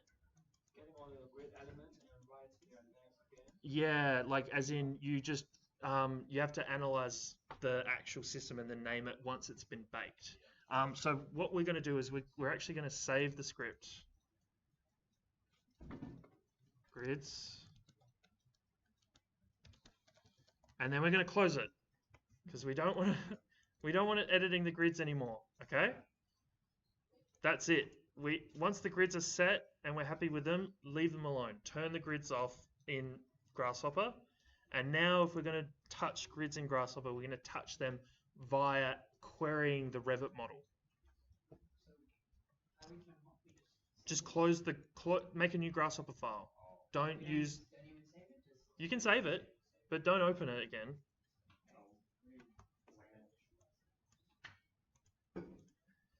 If you do go to open a file like a grid file, prior to opening it, disable it so then it doesn't run. It doesn't affect your Revit model. And then you can turn things off and all of that and then run it. Okay, so querying grids is very simple. In the model section, there is a query grids component. And that will just give you those grids based on the Revit model. So these are the ones that we just baked in. And I believe because these objects, you can see they're Revit grids. So that's a class of object, just like BREP is a class of object or curve is a class of object. These don't necessarily work with Grasshopper methods. So if does it work? Yeah, it doesn't work. No. So if I try and move it, it doesn't work, right? Because move requires you to put in geometry, not Revit classes. So if we want to do anything with this, we need to be able to deconstruct it in some way back to some kind of NURBS or mathematical geometry. Revit has that. Not Revit, sorry. Grasshopper inside should have that, and I believe it is done via. Maybe try adding geometry.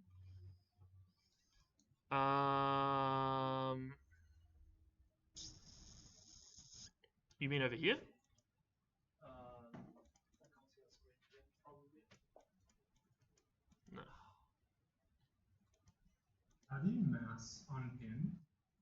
Pardon? Like, how do you highlight everything and unpin all of them at once on Revit? Sorry, what do you mean? So before you said to try and fix your script, to select everything, unpin it all, and then run the script again. Select everything. You can't use Control A. You have to mouse over it. Then there's this little pin with a cross in the Modify Grids tab. Or you can type UP. Okay, yeah. And then you can delete it. Sweet. You, Anything factor bifocal or something? Pardon? For the grasshopper, bifocals. Oh, I don't have bifocals up. Sure. Whoop. This is the problem. I didn't use Revit to get the grids in my test. So how do we get grids here? Query grids, query levels, level identity, add model line, add sketch plane. So if I say, just bear with me. So if I go query levels, because we need these as well, this will give us a list of all the levels that are in our template model. And my particular template model has 4 levels. What does your template model have? 2? Okay. We're going to need to know what these are when we place columns. And if we use the level identity component, that will at least give us the elevation of that level. And we can use that to build a plane.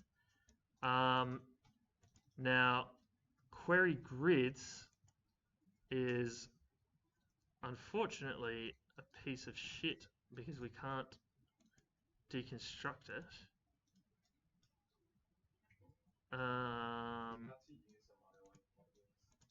You have to use the Revit API to get this geometry. If I said, hey, geometry, element, get element curve. There we go. Yeah, so in element, there's a component called element curve. I believe any element that is defined by a line or a curve in some way, like walls, you can get that element center line or control line using that component. So that will give you the center line of those. Now grids are generally always vertical planes, so we can very easily turn these back into, actually we don't want to make them planes because they're not infinite. Rather, we've just got a bunch of curves. If I want to find the intersection of those curves, we have to do something, right? We can either say, hey, just find the intersection of a bundle of mess. So see these multiple curves? You can plug a mess of curves in and that'll just give you points. The thing is, you cannot guarantee the order of those points and the structure out, and that might be useful to you, and it will be useful to us. We can't, like if I try and draw a polyline now between these points to make beams, we get a mess kind of. So what's best is these query grids. We can query by name, elevation, and through filters. And I don't believe the name query is going to be powerful enough for us to get what we want.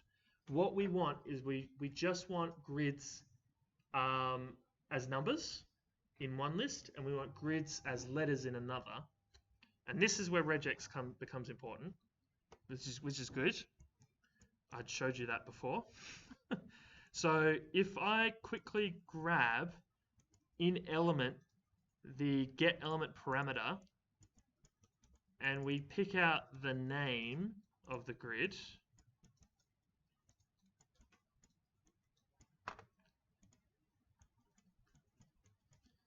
So there's 1, 2, 3, 4, 5, 6, A through K. We can write regex function.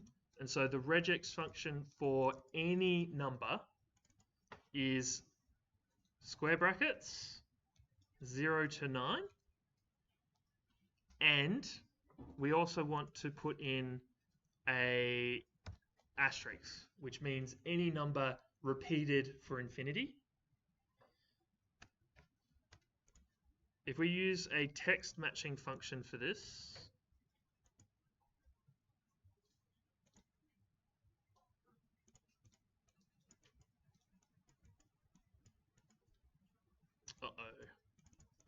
sorry, we want a plus.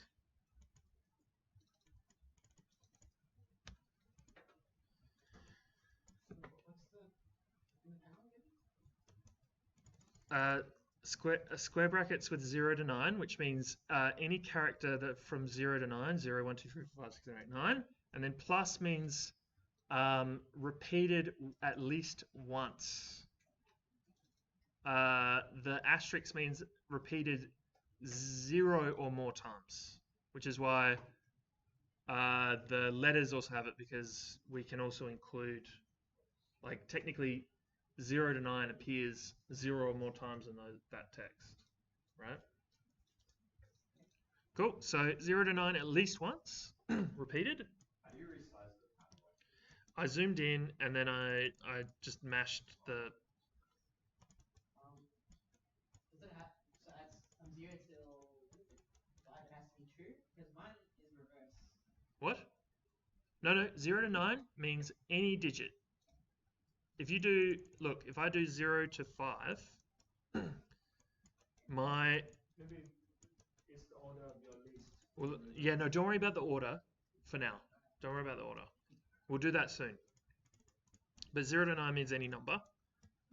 And then if you want to do the same thing, but for letters, it's A to Z in caps. And that will give you a true false list, which you can then dispatch your grids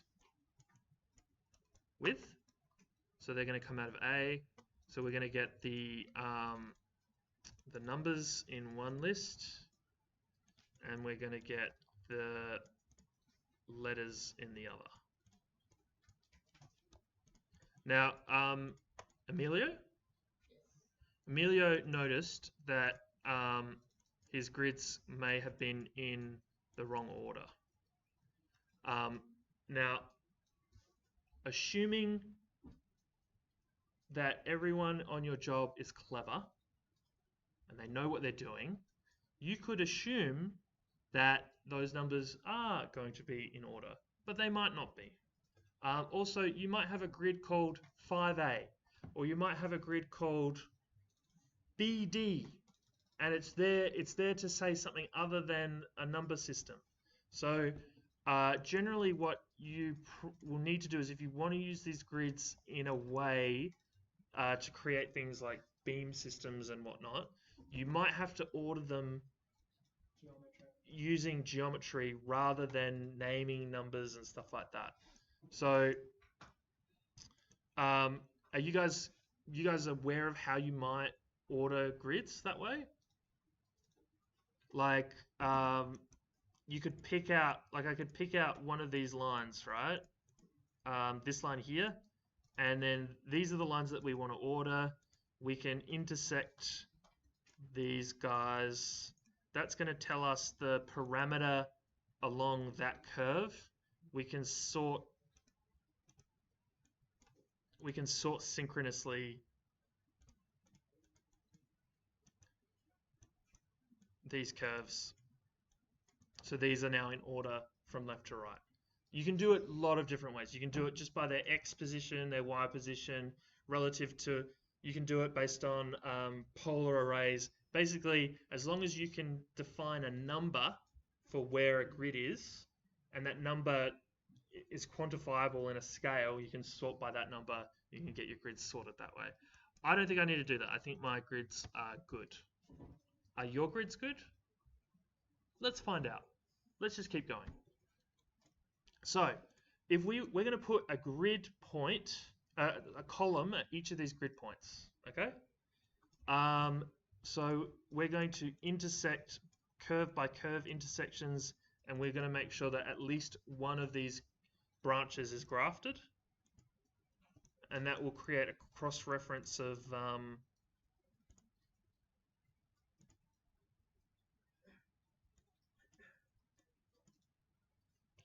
points.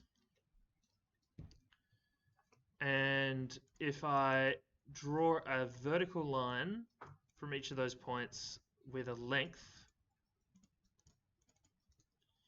and let's make this reasonable, there's never going to be a column lower than 2 meters, because that's usually how tall a door is. So you wouldn't want a door any smaller than that, and we probably won't have columns larger than 10 meters, but who knows, but in this particular exercise, yep. And we want these to be drawn vertically, so we put a unit Z in there. And there is our 3.5 meter tall columns on our 9 meter by 9 meter grid.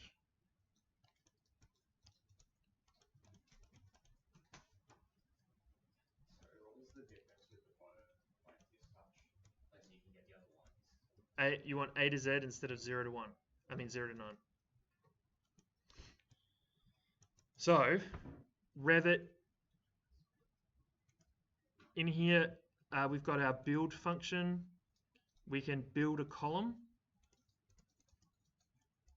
That's looking for a curve. So that's our vertical lines. And then we get into typing. The component will automatically just pick the default type. If you right click into that type, that will give you a selection method the same way that you would pick families in Revit. And this is where I'm going to come and kind of explain about families. Revit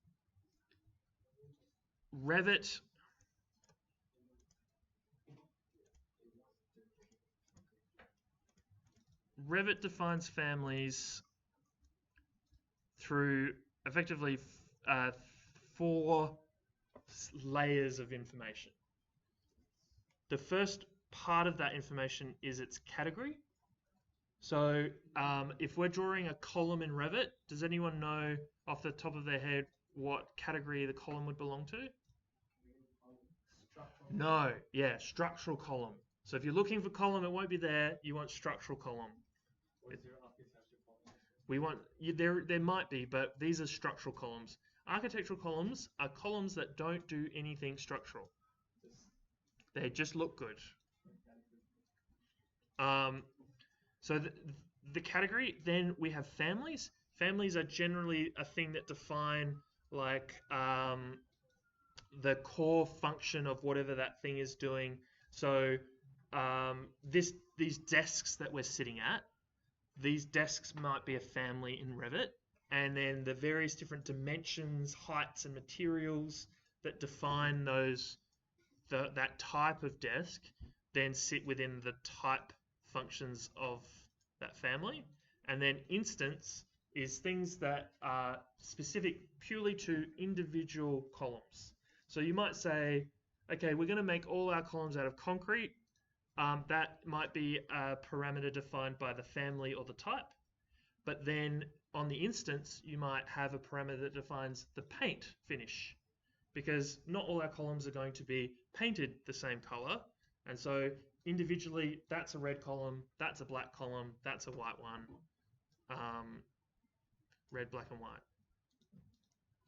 Belarus somewhere, you know, some.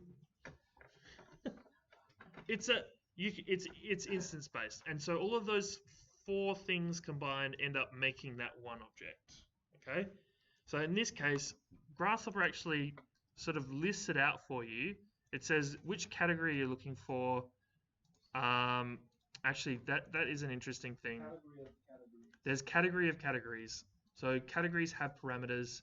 We're looking for model families, and the category filter that we want to find is structural columns.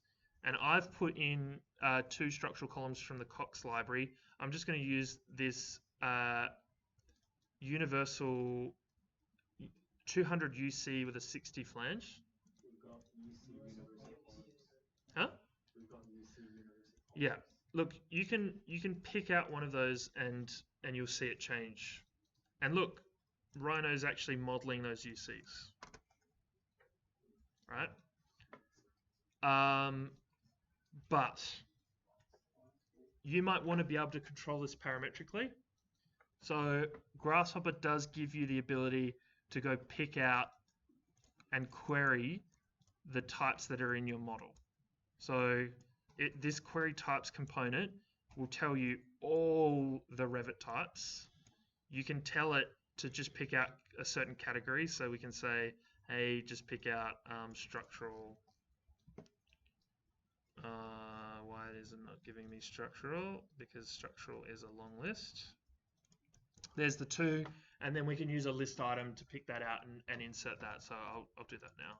So I'll pick out the other column, this rectangular generic one, which is concrete. And now that's drawing these blade concrete walls in instead of the UCs. Okay, if I jump back to Revit though, and I go to my floor plan, this is not a good example. My floor plan is showing these columns. It really shouldn't be showing them. The reason that it shouldn't be showing them is what level have I drawn these columns on? I've drawn these columns on at 0, 0, right? Or more so, I've drawn them at the point at which the grid is intersecting. This point here, right? So if you remember before, I quickly put in query levels and get the level identity. These level identities will tell us, okay, level 1, level 2, roof, ground, floor. We can say, okay, we want these columns drawn at the ground floor.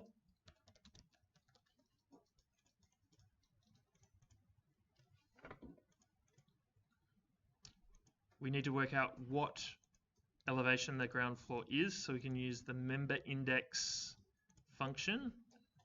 Or we could also just plug ground floor into the name filter. That gives us the 3 meters. We draw a point at 3 meter elevation.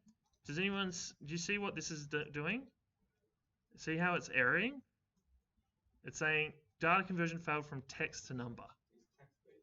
Well, so this Revit API is outputting a Revit class. And like if I actually turn this to text, if I put this through just a quick text, oh no, shit, I've just put the name in. Of course, that's the problem. But just be careful. These guys, like this level, that looks like it's text, right? But it's actually like a B-rep, just the same way as like if I was to draw a B-rep, that's not text. It's an untrimmed surface, and Grasshopper is just representing it as text for us to see what it is. So instead of using the panels to select the floors, can you like use the levels picker to select them? Yeah, you can. Yeah. But look, this is having text choices in Grasshopper is going to work so much better for you. But you don't know like what main panel. Yes, you do. Functions. It's your job. It's your project. I'm working on a stadium in Sydney. The levels are B1, L1, L1, L1M, L2, L3, L4, L5. Do you get LG as well? Not on this job. No, but I do like LG. LG is good. No, it actually makes sense. It sort of goes below the numbers though. No, LG. Like if you go level, so GR, basement 1, basement 2, basement 3 is just like saying -1, -2,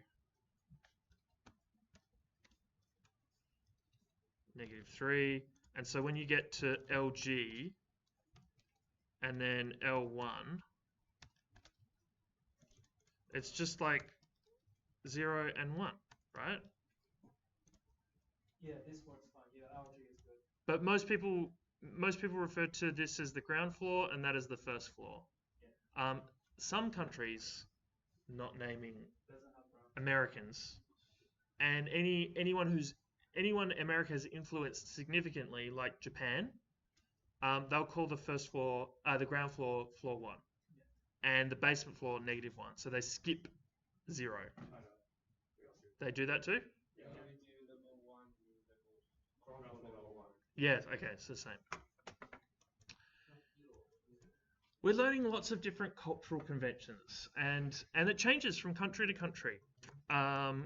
So we've got our construction point. We can actually use that directly as an XY plane, but just to make sure that it is, we can plug that into an XY plane here, and then we can project our points onto that plane. And I believe, yep, it is a little bit different.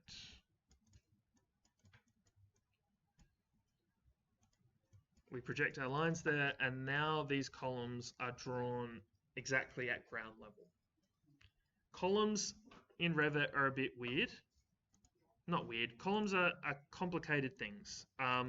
You can control their base level, their top level. You can control quite a lot of things about them to control their height. At the moment, Grasshopper is only giving you the ability to control their length by a curve. That's it. Okay, so you can specify the level here. So we can say, hey, this level plugs up there, but that's not actually going to change the height or the location. All it does is actually, I don't think it actually changes anything in the Revit model, which is a really good sign that this is in development. It's buggy as fuck, okay? So I'm using this in practice. I'm using this to do work, but I am very, very, very careful with it. If I'm doing anything on a project, I'm doing it in a detached model, testing it first before I do it in the project. You guys don't need to worry about it too much, but if you ever run into bugs and go, Andrew, you've asked us to do a certain thing and there's a bug, just let me know, okay? Cool. Because then I'll know there's a bug. I want to know there's the bugs. So that's place these columns. We can go look at this in 3D. There's our grid of columns. And then if you select a column, the column even knows, no it doesn't. It's got a location mark normally, but that'll tell you the grid reference. It's probably positioning at the top as a constraint. Like ground floor will be there. It used to give me location marks. Oh well. Cool. So we've got column grid. Yep. We've also got our grid. So we've got columns set out on that grid. Let's just quickly also produce a floor. At the moment, what I've done is we've done this in reverse. I've created a grid. I'm not working to a boundary, right? I'm just doing whatever. I'm just going to quickly do that same method I did before where I got a bunch of points and I'm going to do a bounding box around those points. I'm going to use this to define my floor slab. My challenge to you is you need to reverse engineer this process from your boundary, right? Because that's one of the major controls of your building is the setbacks and the boundary of your site. So, which is where we have the little challenge here. We'll show you how to do this in the simplest way possible, but you have to now take what I've shown you and use it realistically. So I'll take this bounding box. It's a flat box, so it should be treated like a surface. So I should be able to just plug that into a, oh no, they won't let me do that. Fastest way of turning a bounding box into a rectangle, in my from what I've learnt, is if you grab the deconstruct box component and you grab a rectangle component, you just basically plug them in one to one, and that'll give you the rectangle of that box. It just won't be on the plane that that box is in. So we want to use the project function on that rectangle, and there it is. So that's going to be our ground floor slab. Revit, it gives us the add floor. We chuck our boundary curve into that.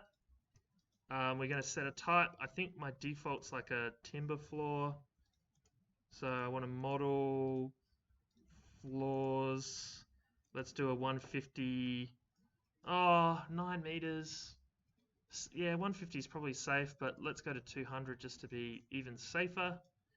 And then remember, we can have an offset from our columns. So let's just put a nice little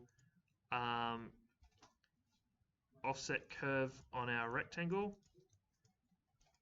By the way, Andrew, yep.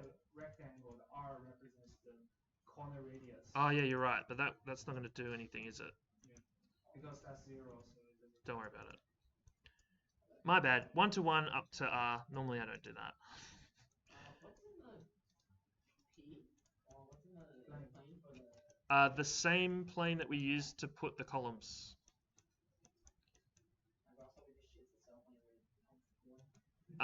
And so then we're going to offset this by, let's say, 2 meters. Plug that in. There's our floor slab. What I've noticed with Revit is that it can be, oh no, it hasn't done it. Yeah, so we've got one slab there. There's our slab. There's our columns. Okay, so what I want to do now for the rest of this lesson, we've got an hour, is I want you guys to start actually applying this to your building and or talking to Leo and myself about the first assignment. Okay? I am going to talk to the people on the internet whilst Leo goes around in person. How do we talk on the internet? What do we do? I know, but okay, so everyone on the internet just has to watch each other. Okay. I like my profile photo. Very handsome. Yeah, I was much slimmer than that. Any questions? Let me turn on the I should set the speaker to Jason, are you talking? No. Who wants to talk through their assignment?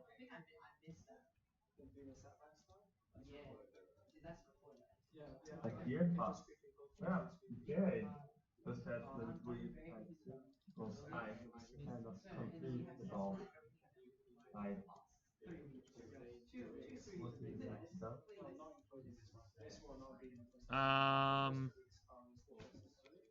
Hang on, can you repeat that? Just give me a second. I've got to just change. Hang on, hold up. I've just got to change my speakers. Try again. Do you have an assessment brief kind of things? Sorry, just repeat that one more time. Can we have an assessment brief kind of thing? Because I don't really get like what we need to do. Okay, so I need at least we need at least a PDF, a 3DM, and a Grasshopper file minimum. The PDF is going to have the work that you've done for the street sections. It's going to have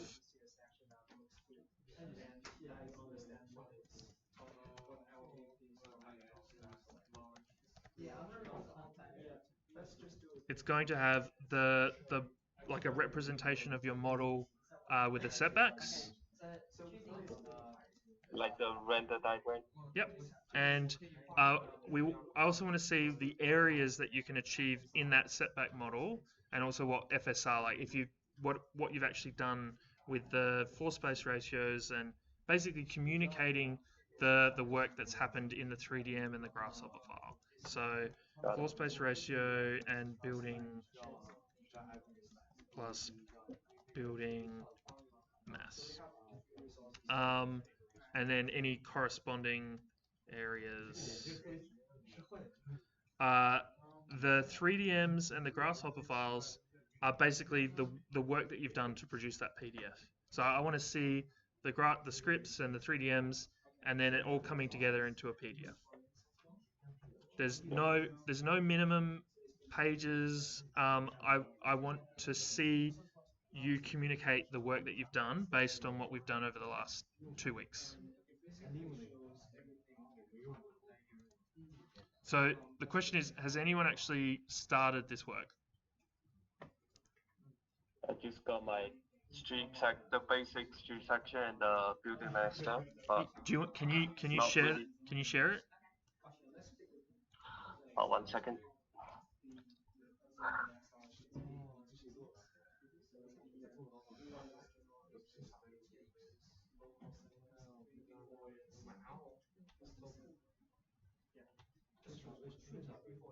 Actually, I just done what you present in last tutorial. So, is there progress? I don't know. Okay, so do you remember the you know the documents that we sent to you guys last week? Yeah.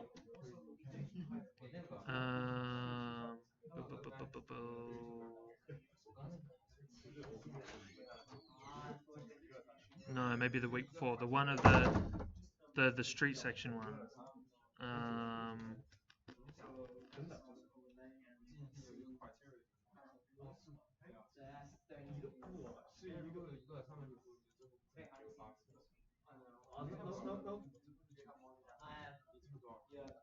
And what about the civilian today?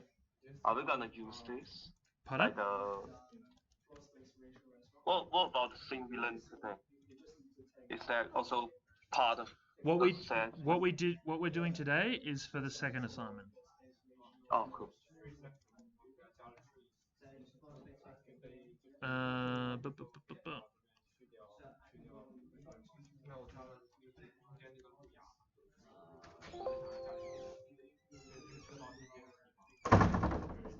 That's the test. Did I not share that PDF with you?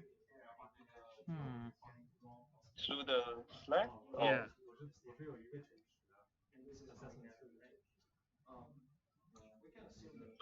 Check Slack.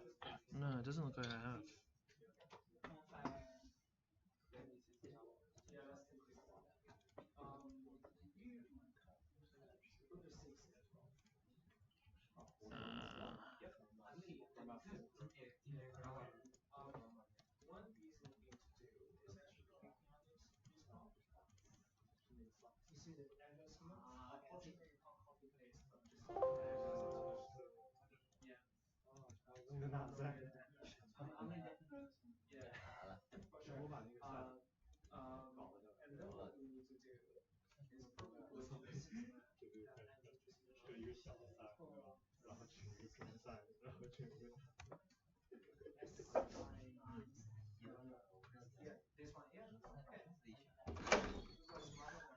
Oh no, I think I did send it to you. I sent it to you as a Dropbox link. Like through email or? Yeah. I'll get it again. Sorry, Yep. you know how do you get to set that from? You mean email from last week or even earlier? Sorry? Sorry, how do you get it? I mean, did you Sorry, send, man, I've got to do send that email last week or even earlier? Hang on. I'll get it.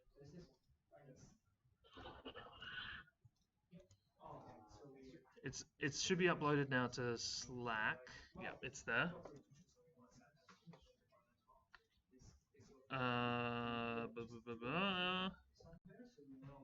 Where is my? There. So this document.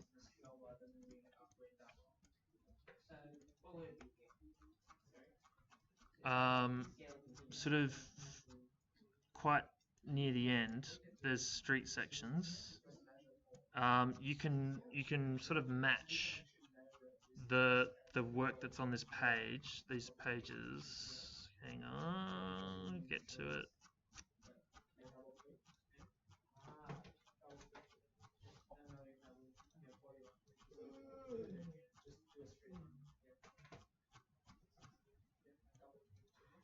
We'll go there.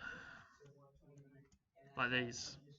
So just a bunch of, like, for the various street sections that you do, a page that sort of outlines the section of the street with people, and then some imagery of maybe trees that you've chosen to put there.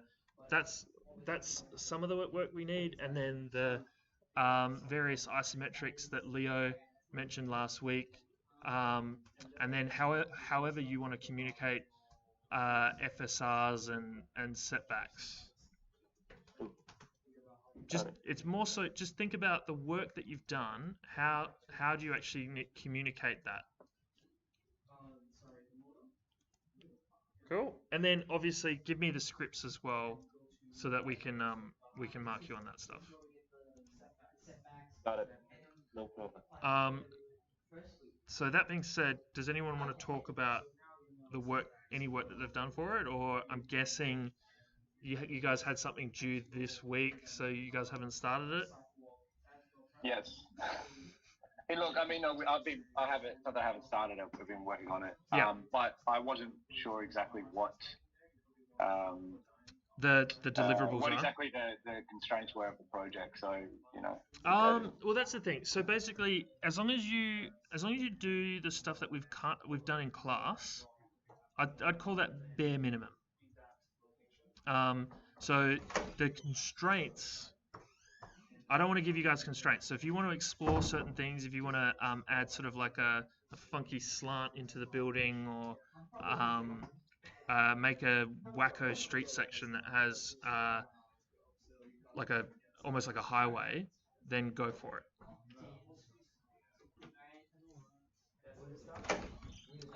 So that essentially, as long as we've got a working script, we should be able to output something pretty elaborate anyway, right? Yeah, yeah.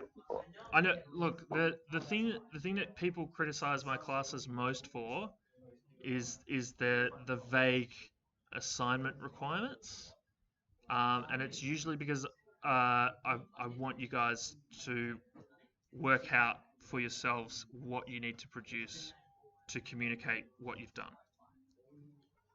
Right, so you're saying the minimum is what we've done in class, Yep. and we should just take it upon ourselves to go as crazy as possible beyond that, challenge ourselves. Yep. Definitely explore. Like I've given you guys the bare minimum scripting to finish the assignment. Yep. Yep. So you'd appreciate as well, I mean, if we kind of try stuff and fail, I guess, to some extent. Yep. If it's bad, if you've tried something and it fails, and you don't put it in the PDF, at least submit it in the set of scripts. And what I'm going to do is, rather than having a Moodle page to upload stuff to, I'm just going to set up a Google Drive. And you. The Moodle page and every file we shared before is already uploaded. Sure, but the submissions, when you submit stuff to Moodle, it has like a fixed thing. 250 megabytes. I'd prefer. Is everyone happy to submit via Google Drive instead? Okay. But it's hard though to see if they have passed the deadline or not. If it's Google Drive thing. I don't mind. I don't care. I'm the type of guy who will go check it when on the time that it's due and just go record it. I don't. The 10 minutes past midnight thing just fucking, it's stupid. And on top of that, everyone's like, on the computation. huh? That's when you do on the computation. You just have 10 minutes. You still need to recreate the PDF. You just need to pump up your.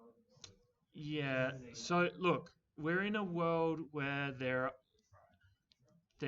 you can call someone and say, "Hey, we just need another 10 minutes."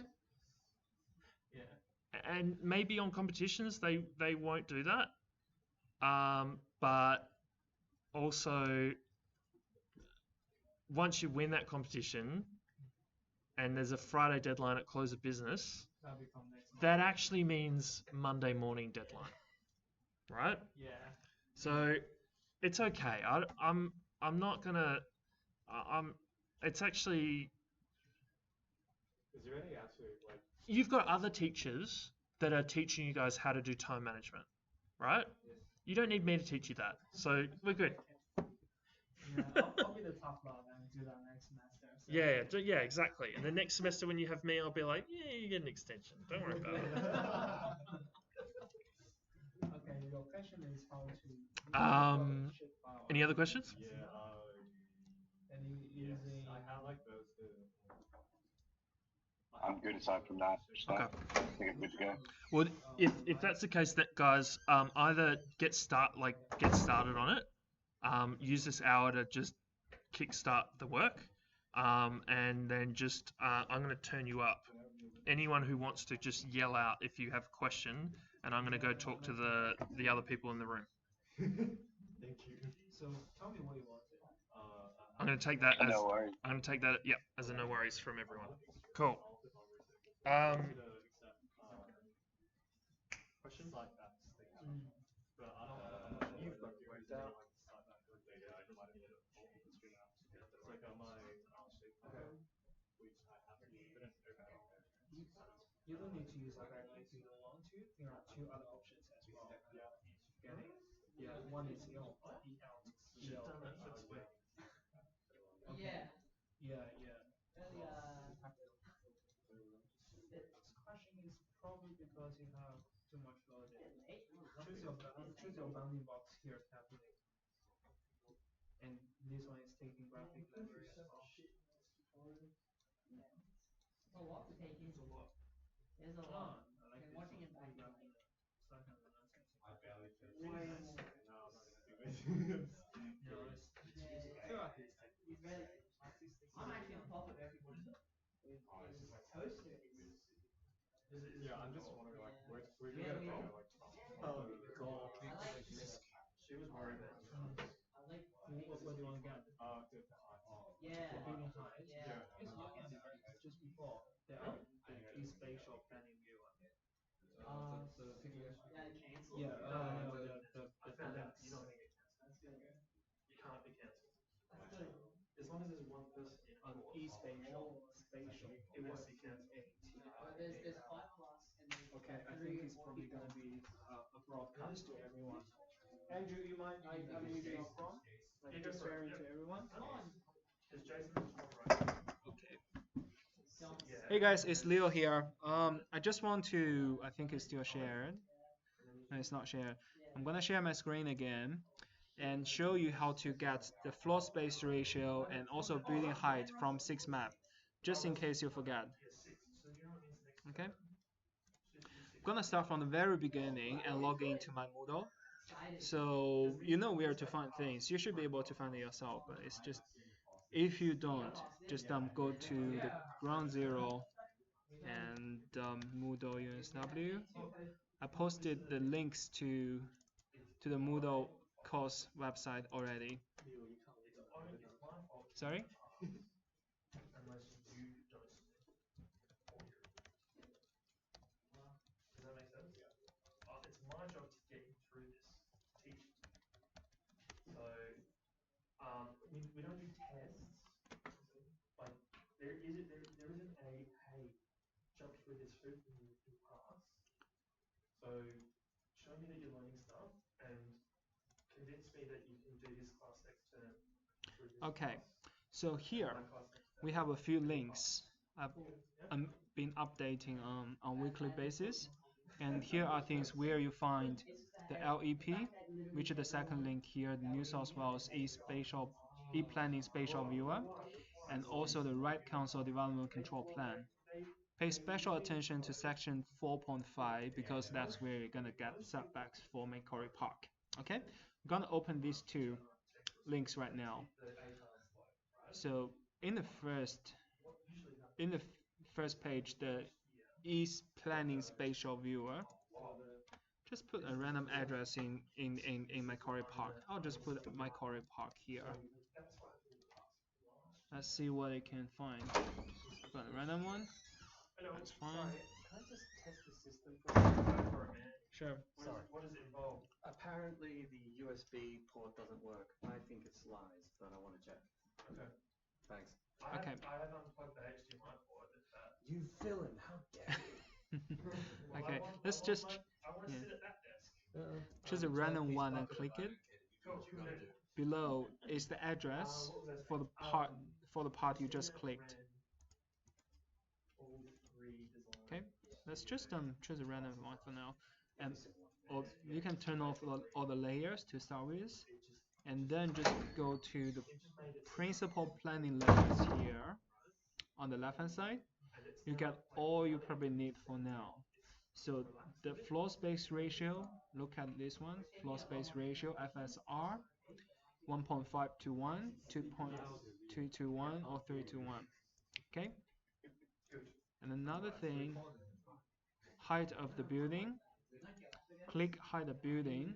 You see there's 30 meters, 37 meters, 45 meters. Look, we're not really stringent on the exact numbers you're going to get here. So just look at it, get a quick reference, and make your own assumptions. If you say this 30 meters is going to be 6 meters, I'm fine with that as well. Okay? And one last thing, if you're interested, we can do a land zoning checking. And on the right hand side here, we can actually see corresponding land zoning. It's called, no, it's not RE1. We're probably gonna restart the search here.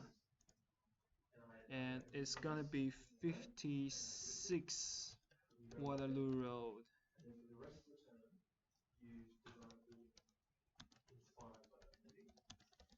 Why is it not? Yeah. I think I'm getting to the wrong location. Oopsie. Let's go back to Macquarie Park again. Just want everything to be perfect. Let's just choose a random location for Macquarie Park to start with. And go down a bit because this part is their university campus. They still got a different zoning, but yeah, let's just choose this one.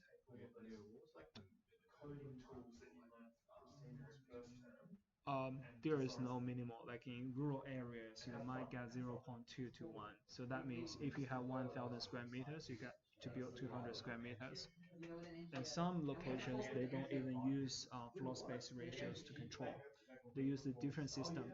Basically, if you're building a 2-story house, you're controlled by the building boundary if it's a small site. And also the site coverage as well. Like you want the rainwater to permeate into soil, so there is only a certain percentage area you can build on the site as a hard cover, like concrete or rooftop. So that controls the size of your building as well. But in metro areas, it's more of a concern of height, FSR, all of that.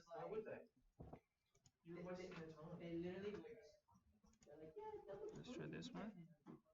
Okay, if we check the search on map, you should be able to select the site by clicking it.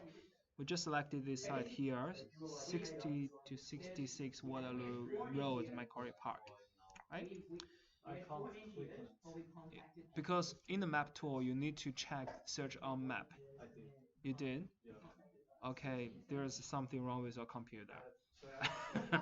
Oh yeah, look, I'm joking with this, but I'm sure you can figure it out yourself. But the color of the layers is not like showing on my map. What you can do is just do search another property lot. So this search box is empty, and type in your address manually. And when this is checked, you should be able to just click it. and it should show up. Search lot No, not search lot, search on map. address. Oh, map. Oh. You see where my cursor is pointing at? Here? Oh, dear. Oh, Okay, do that. And in the search result, you should be able to see everything about this lot. You get height of building, you get land zoning, and yeah, a lot more stuff as well. Floor space ratio. If you click the drop down menu for land zoning, actually not, just click the legislation detail. It actually tells you what are you permitted to do in this zoning. This is too big. I'm gonna just do a bit smaller. So we were looking at B3, right? Commercial core. So there are a list of things you can do with a development application to the right console. And here are things you can't do if you launch a development application and you're doing any of this. You'll be rejected by the right console, but you can go to the planning department of the New South Wales to do something that is prohibited here. But let's not discuss about it for now.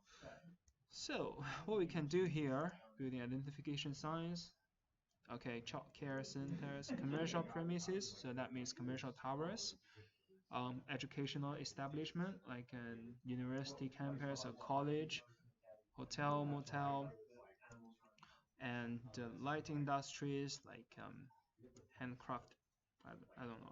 handcrafted toys, medical centers, registered clubs, and serviced apartment, something like that.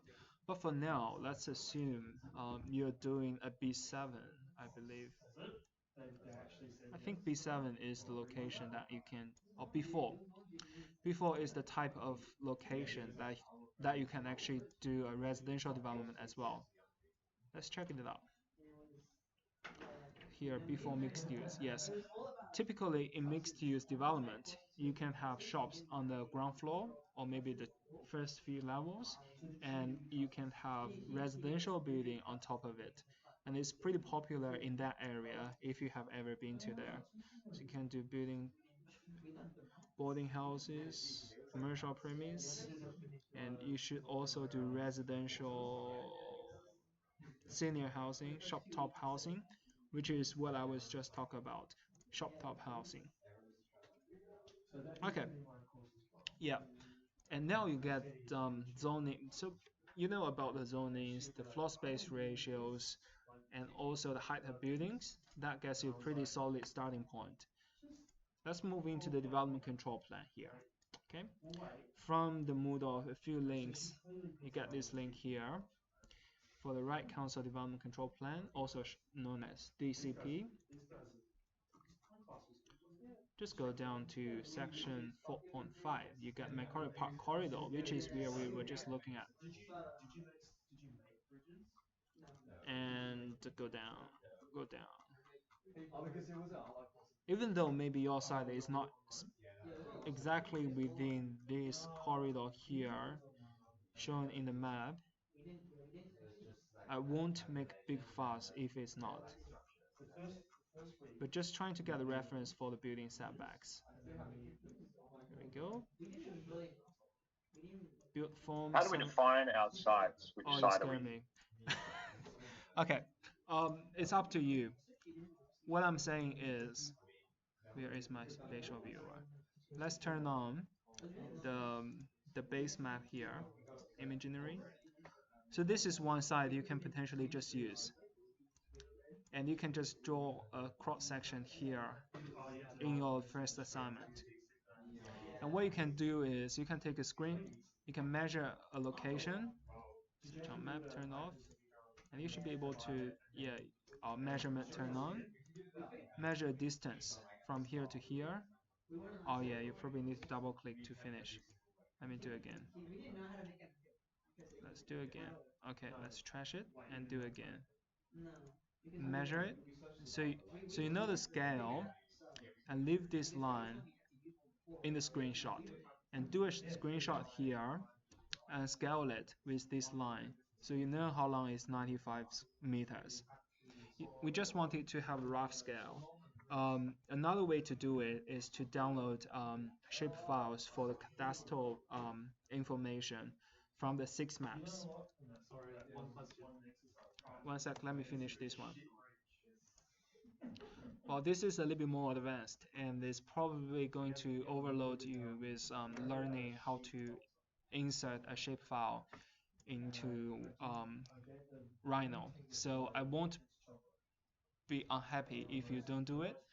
Just do a screenshot scale to the right scale and trace off the boundary, or maybe at your wish you can combine a few together. Okay? That's a class doing. Jason, does it answer your question? So they have a sheet of box where they have to do. Yeah, sort of. I just so basically we can do whatever with whatever we want. We're not like we don't have any you don't specific sites that we need to look at in. No. In, as long okay. As long as it's near or within Macquarie Park, we're happy. Yeah. Okay. Okay. Cool. And let's come back to the DCP talk here. In the section 7, you see the building forms. That's where you get where setbacks are. Building separations. Well, just read it through, and you get awnings and setbacks here. Controls. 0 setback to primary active frontage. 5 meter setback to all existing and new street unless otherwise specified. 10 meter setback to Waterloo Road and Talavera Road. So maybe it's better to look up where your building sits. And 10 meters green setback. Let's not worry about what is green setback. It basically means you need to landscape it. 5 meters built form setback to all parks. And yeah, that's pretty simple. And provide 2 meter setback to the pedestrian pathways. Makes sense. And yeah, doesn't complicate that much, does it? So you basically get something like this. And I like to see a sort of shop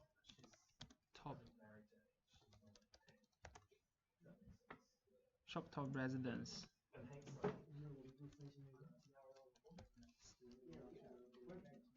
Tower.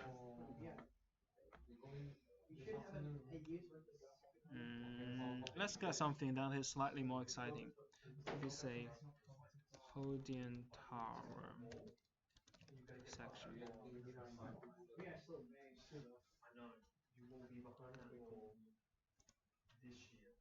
This could be a good one to look at.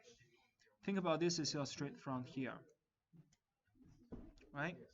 And you have a shop front that is very close to pedestrian walkway, so they can just turn up and walk in here to get serviced.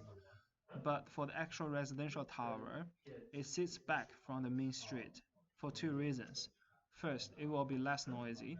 Second, it will give more sunlight to the public domain. So it's a good decision and win-win situation. So maybe do something similar to this, and it will be architecturally more exciting as well.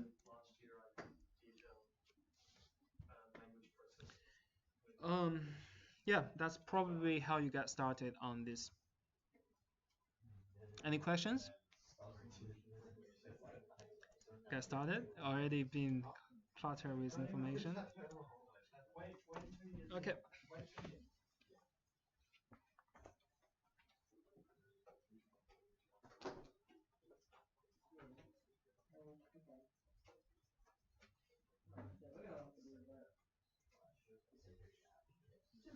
Any questions?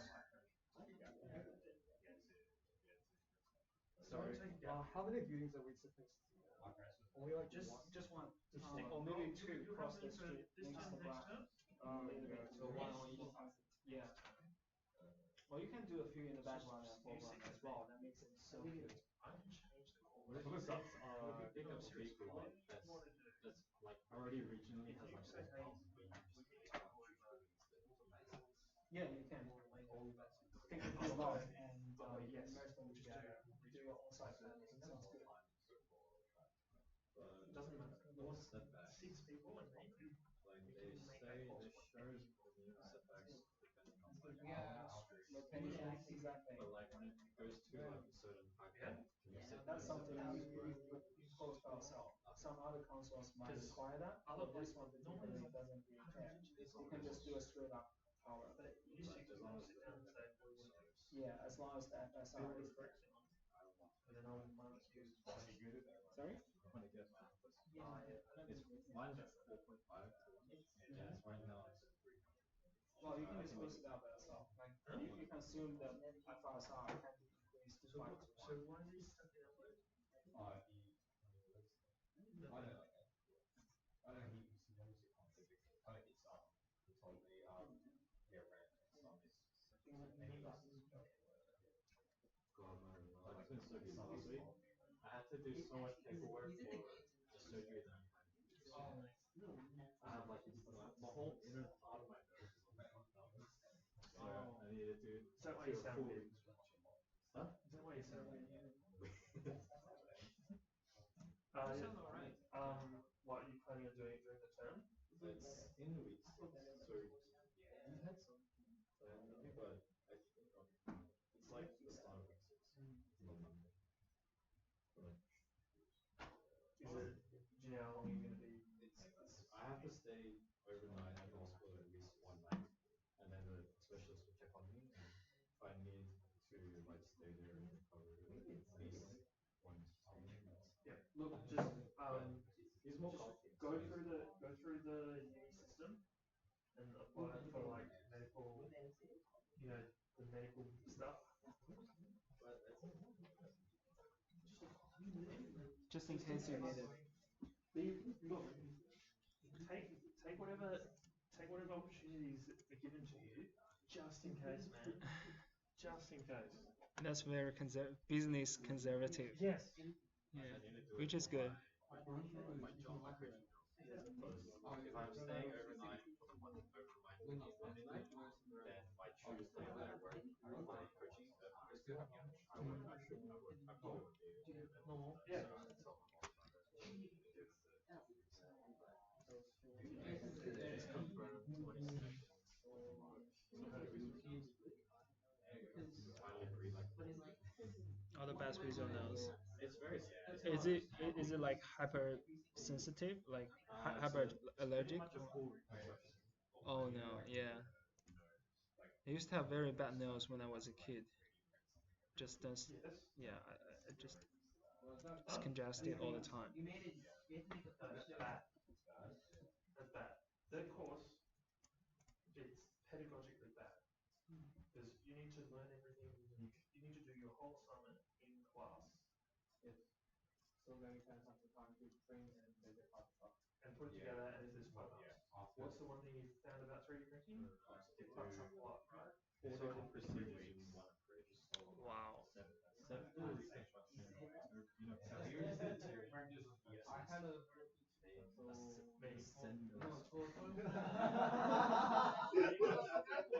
mainly we have one middle very like good like system. it's not really a burn, but Oh, like yeah. it's just like He helped us twisted to like finish this. Oh. So it's creating linkages.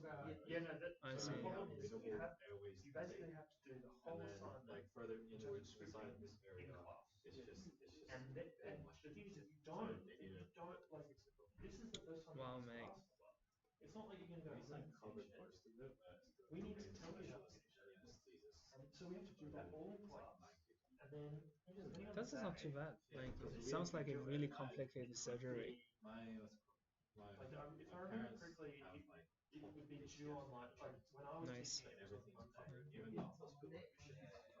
Nice. So it would be a Monday. Otherwise, it would be a really big Had to fortune. get it all done Oh, nice. Yeah. before the weekend. I bet the food is good. Go into the agile Yeah. Yeah, it could be a fun experience. You'll be nervous, but yeah. Hospital are designed to be a little bit. So printing on Friday and then Leave it. I realized pull out the model before weekend. So because otherwise, if something is wrong, I need to. But how did you discover it? So I can have at first I thought my nose was really bad. you had to do everything before Alright. Thursday, and your class was We on did Wednesday. tests and my Right? doctor said it was pretty much a really severe. Oh yeah, you had to do everything on the day. And like we checked that again, but now that's like I have like 3 twos all the time.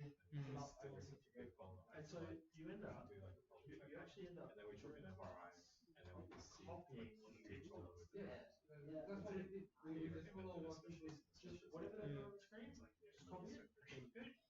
Like for definitely have to get a surgery, or you can just eat the allergic medicine for. He highly recommends to do both the surgery. Surgery is the best thing. And then the dust mite, since you have since I have really bad dust mite allergy, he recommends me to go to any specialist to help like give me Yeah, like yeah, of course. advice It has to, to you have to like explore. avoid that. So like That's new bed how covers, you learn. stuff like that too. Yeah. You don't learn by copying.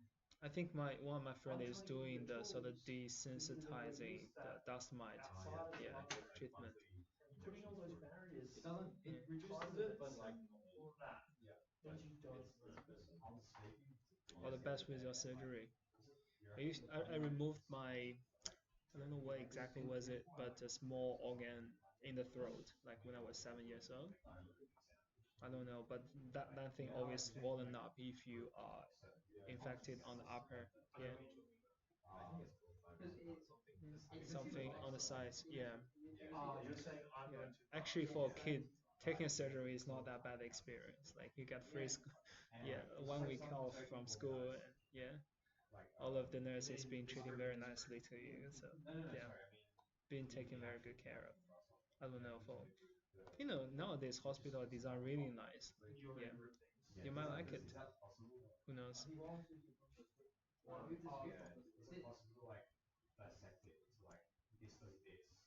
It's just gonna feel really bad. Yeah, I can do that. I'm gonna go out there and It's quite just hard like to understand why wake up like I just fell asleep. that's the hard one. Yeah. Okay, I need to do more. But the first few days after the surgery, you might just feel a little bit itchy or painful. Usually Yeah. when I'm trying to get used to something, it's a little bit annoying. Don't worry, you'll get through it. I'm happy I did it. I'll get a whiteboard, That's good. marker Yeah. and draw pseudocode. Like, And these guys can't see. like, you know, So if someone like bring a going kind of whiteboard vacation for, but to just and then do find at the base, yeah, but it doesn't go into the doesn't require. All right. Yeah. But you do here as well. So it's okay. My dad really recommends the one he did. Is it really good? I'm trying to work on it. Yeah, Korea is very But what I'm specific. doing instead is just trying to explain everything. But look, we've done some really simple scripts today. Yeah, my partner wants Like to this do that script as today. well. Simple, right? But I'm Take really it nervous about. and make a viewing from it. Okay? I've given you like the Revit tools. You should know. Mom is a Yeah. critical about she knows everyone in the city, like everybody in the city. So she can get the best The enemy one. skills and That's complicated. Look, the reason that came but that's good. Like, first to get that was because of the progressive order of context, structure, so why don't you just wear glasses? and so You like it? Like, just I've been wearing glasses since I think that's like the biggest thing I've ever. We didn't. look, just have a go at it. And I was just like, I'm not might as going well to try fail something you new. if Like I you don't struggle really with like it. hard book. I want to see you learning with it. So I was like, okay, Have a go. Don't, I just don't if you struggle the fact that I have to like and you're worried about it, eyes just and like grab it out. I want to see you like and it's seven questions. You've done Python, right? Not really. It's a for loop. Maybe I should. It's like daily. I also think The problem is we are still kind of forcing grasp of clarity. So that's why it's necessary. Otherwise, all we're doing is throwing a line. If we leave it right, it's with another line. That's all we're doing.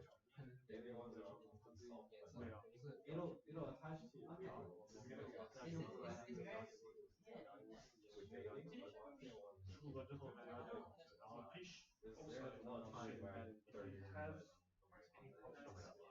Yeah, that's really nice. Like, you can always say, oh, let's go home and then come in the evening because I think we've already feel said so that. dry. We were really but then it's sort of like Yeah. she was annoyed at but I did one time had to sleep over at oh and I didn't have anything to yeah.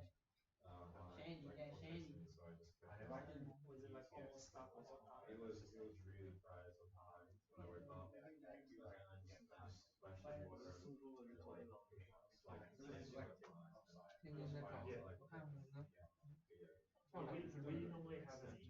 you have open contacts with some people, you normally have infrastructure when they enter, and then people move to a that sort of gets less. It's usually male skewed. But you guys Never had not having across any questions 6 yet. months. You guys having any questions? Just ranting for last half an hour before we go. Oh, what do you want me to complain about this week? No, but they also mean there's some next week. I know. Yeah, but you know, we never lecture anyway. Good. I'm still thinking what I want to make it look like. Yeah, you just need to know certain people. Did you, Andrew, did you share the tab file with anyone? The one solar lines people. No, I didn't, but do you want to? Yeah, I think it would be much more helpful. I need to figure out a way to allocate space slowly down to everything else. But like, I have just my building mess here and the street. Like, do you want to have like a small mess on the side of the street? Yeah, I think, yeah, whatever looks better would be better. We want you to illustrate that you understand FSR building area is pretty high. Also, yeah, a nice graph. The one that you can actually just print it out on the product will create. And also a little bit about you're moving to second semester here, right?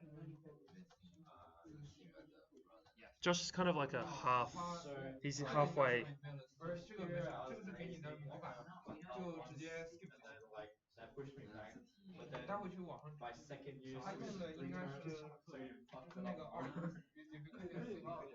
下次可以上 Because COVID last year. I have a lot of time. Dude, you could have missed. Oh no. No, you would have still been in COVID. What year did you start? Dude, you're probably in a good position. 没有这个他那个他那个大图是因为没显示那个没有把那个调到最好。不是那个大图是因为它有 link。无所谓的，因为在你的照片，你需要印到你大图的 One Direction。就跟你剪视频一样，他不是把变成一般你的这个文在发给我，然后一个可以单高强到我手里。Right now, even now, Nelson still has he's got a part-time job. 你弄不清楚。哦，这你做完了？我没做完，我就这你的照片啊。我还没有，因为我现在我试一下。Young people were the worst affected by COVID. Old people were just scared that they were going to get it, but they're fine, right? It's not like they've lost their jobs. Most of them haven't lost their jobs. Young people, where do young people work? They work in bars. What closed down? Bars. Now I'm going for the So we dismissing the class? Noise. I'm so hungry. Is there any I'm just pretty curious about like the future. Like, is there any like more like pretty much like job openings across like Shit. Or good? like, is there job openings like I think the industry took a hit last year, but it hasn't. It's not back to what it was. Yeah. There's work. There's still work, but it's still not. People are still not confident. So there are less building. A lot of commercial buildings stop. so like after we graduate,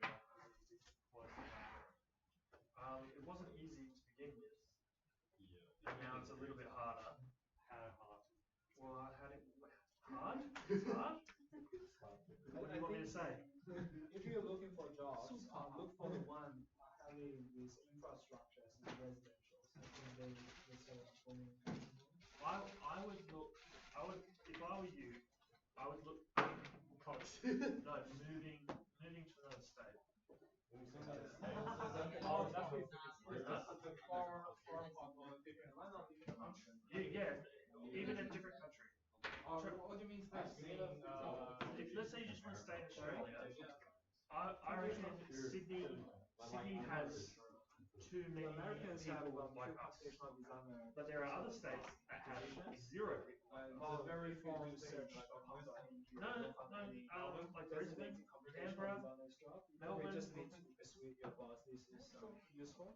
Or you sort of I know China lacks has these skills.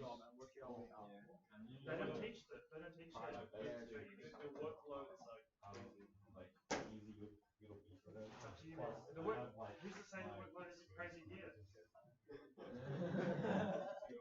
Oh yeah, that'll be We can good. just contact you on Slack. Nice. Like, the only thing I really like about it, because I have one project that I've got that's gonna be like, I'm sure that I won't ask any so questions. like an actual thing, like actual project that I have totally rather than Yeah. just like made up. Oh yeah, this is due on Friday. Yeah. It's a very big I'm sure that. You will. You will. For the rest, if you're really keen to get a job, People say that. just I'll be write something really relevant to me. Each Each company has a big sector. and that's actually like I'm probably responsible More for big. So Rhino inside is something you probably want to because write now about. I'm dealing with Well, we also have to learn Rhino. Yeah, Dynamo, yeah, just write it down for now. I say, oh, actually Rhino no, inside is my best. just rule out Thursday You night. just get like a degree and become interior architect instead. Interior architects probably need I can computational probably Oh, figure a way dude, to- interior designers fucking they need a computational design revolution. Yeah, They are so I behind. showed my boss when I was in my internship like a few things, and he was pretty interested. It was more like, can you use SketchUp? Okay. They're very old people, so they use like SketchUp, like 2014 AutoCAD. Yeah, like, they would before you benefit go. so much from like database, having someone who knows how to deal with databases, because they're constantly building like specification schedules, and they're redoing shit like the work, they're retyping in effectively what a database would do for them. So if someone knew how to make a database, They got a specialty called specification writer, just for the sake of writing specification. yeah, but that's different to picking out a product. You're talking about the Even for material. designers, like the company I worked in, they also have fucking franchise like retail stores that they work for. So we can literally like just if they want to use the same like desk or chair that they have in the same store, I can really put it on that. Yeah, but what have you got? What have they got at the moment? A Word document? They have Was it just scheduled? AutoCAD and they have like the copy design of like the chair and just copy paste it together. Have you seen the like furniture schedules that they produce? Yeah. It's like a Word document. No, it's like they do it in AutoCAD. What? Revit schedules. Fuck, man. That's even worse than Word. Revit schedules are okay, but the model has to be impeccable. That's where model managers spend most of their time on. Making sure that the model is perfect for the schedules. Oh yeah. I've been working on a door schedule for the last year and a half. One door schedule. There's 1,600 doors. 1,600 doors. Wow. And that's for the stadium. Sounds fun. And Is that Western Sydney Stadium? no, it's SFS. Allianz is nice. The one in Moore Park. No, the rugby football one. The one that's being constructed right now. Alright, okay. Yeah, I thought the cricket ground is upgraded. The cricket ground has been upgraded. Like it's constantly getting upgraded. But the one they will never knock the whole cricket ground down and put a new one. They knocked down Allianz Stadium and they're building a new one. I've been working on it. Sounds good. I thought they're gonna knock down ANZ Stadium. They're not going to do that. They're probably going to. Kingwood National Pride. No. That's the one they have Olympics. Yeah, but they won't knock it down. We should let you guys go. They won't knock it down, but they will probably refurbish it. Because we've done quite a lot of brief, like speculative work. Cox is good. Yeah, good fun. It's a good company. I'm not sure. I've only really spoken to like Holger from HDR. Yeah. Holger is a really nice guy. Yeah. Consulting? Consultancy these days. Okay. Is it good? Huh? Is it in good? What do you mean? I haven't used him. Is it? He used to appealing? teach here. Oh yeah. That's how I know him. I don't know him through consulting. Okay, cool. I thought he was starting teaching to clients, and you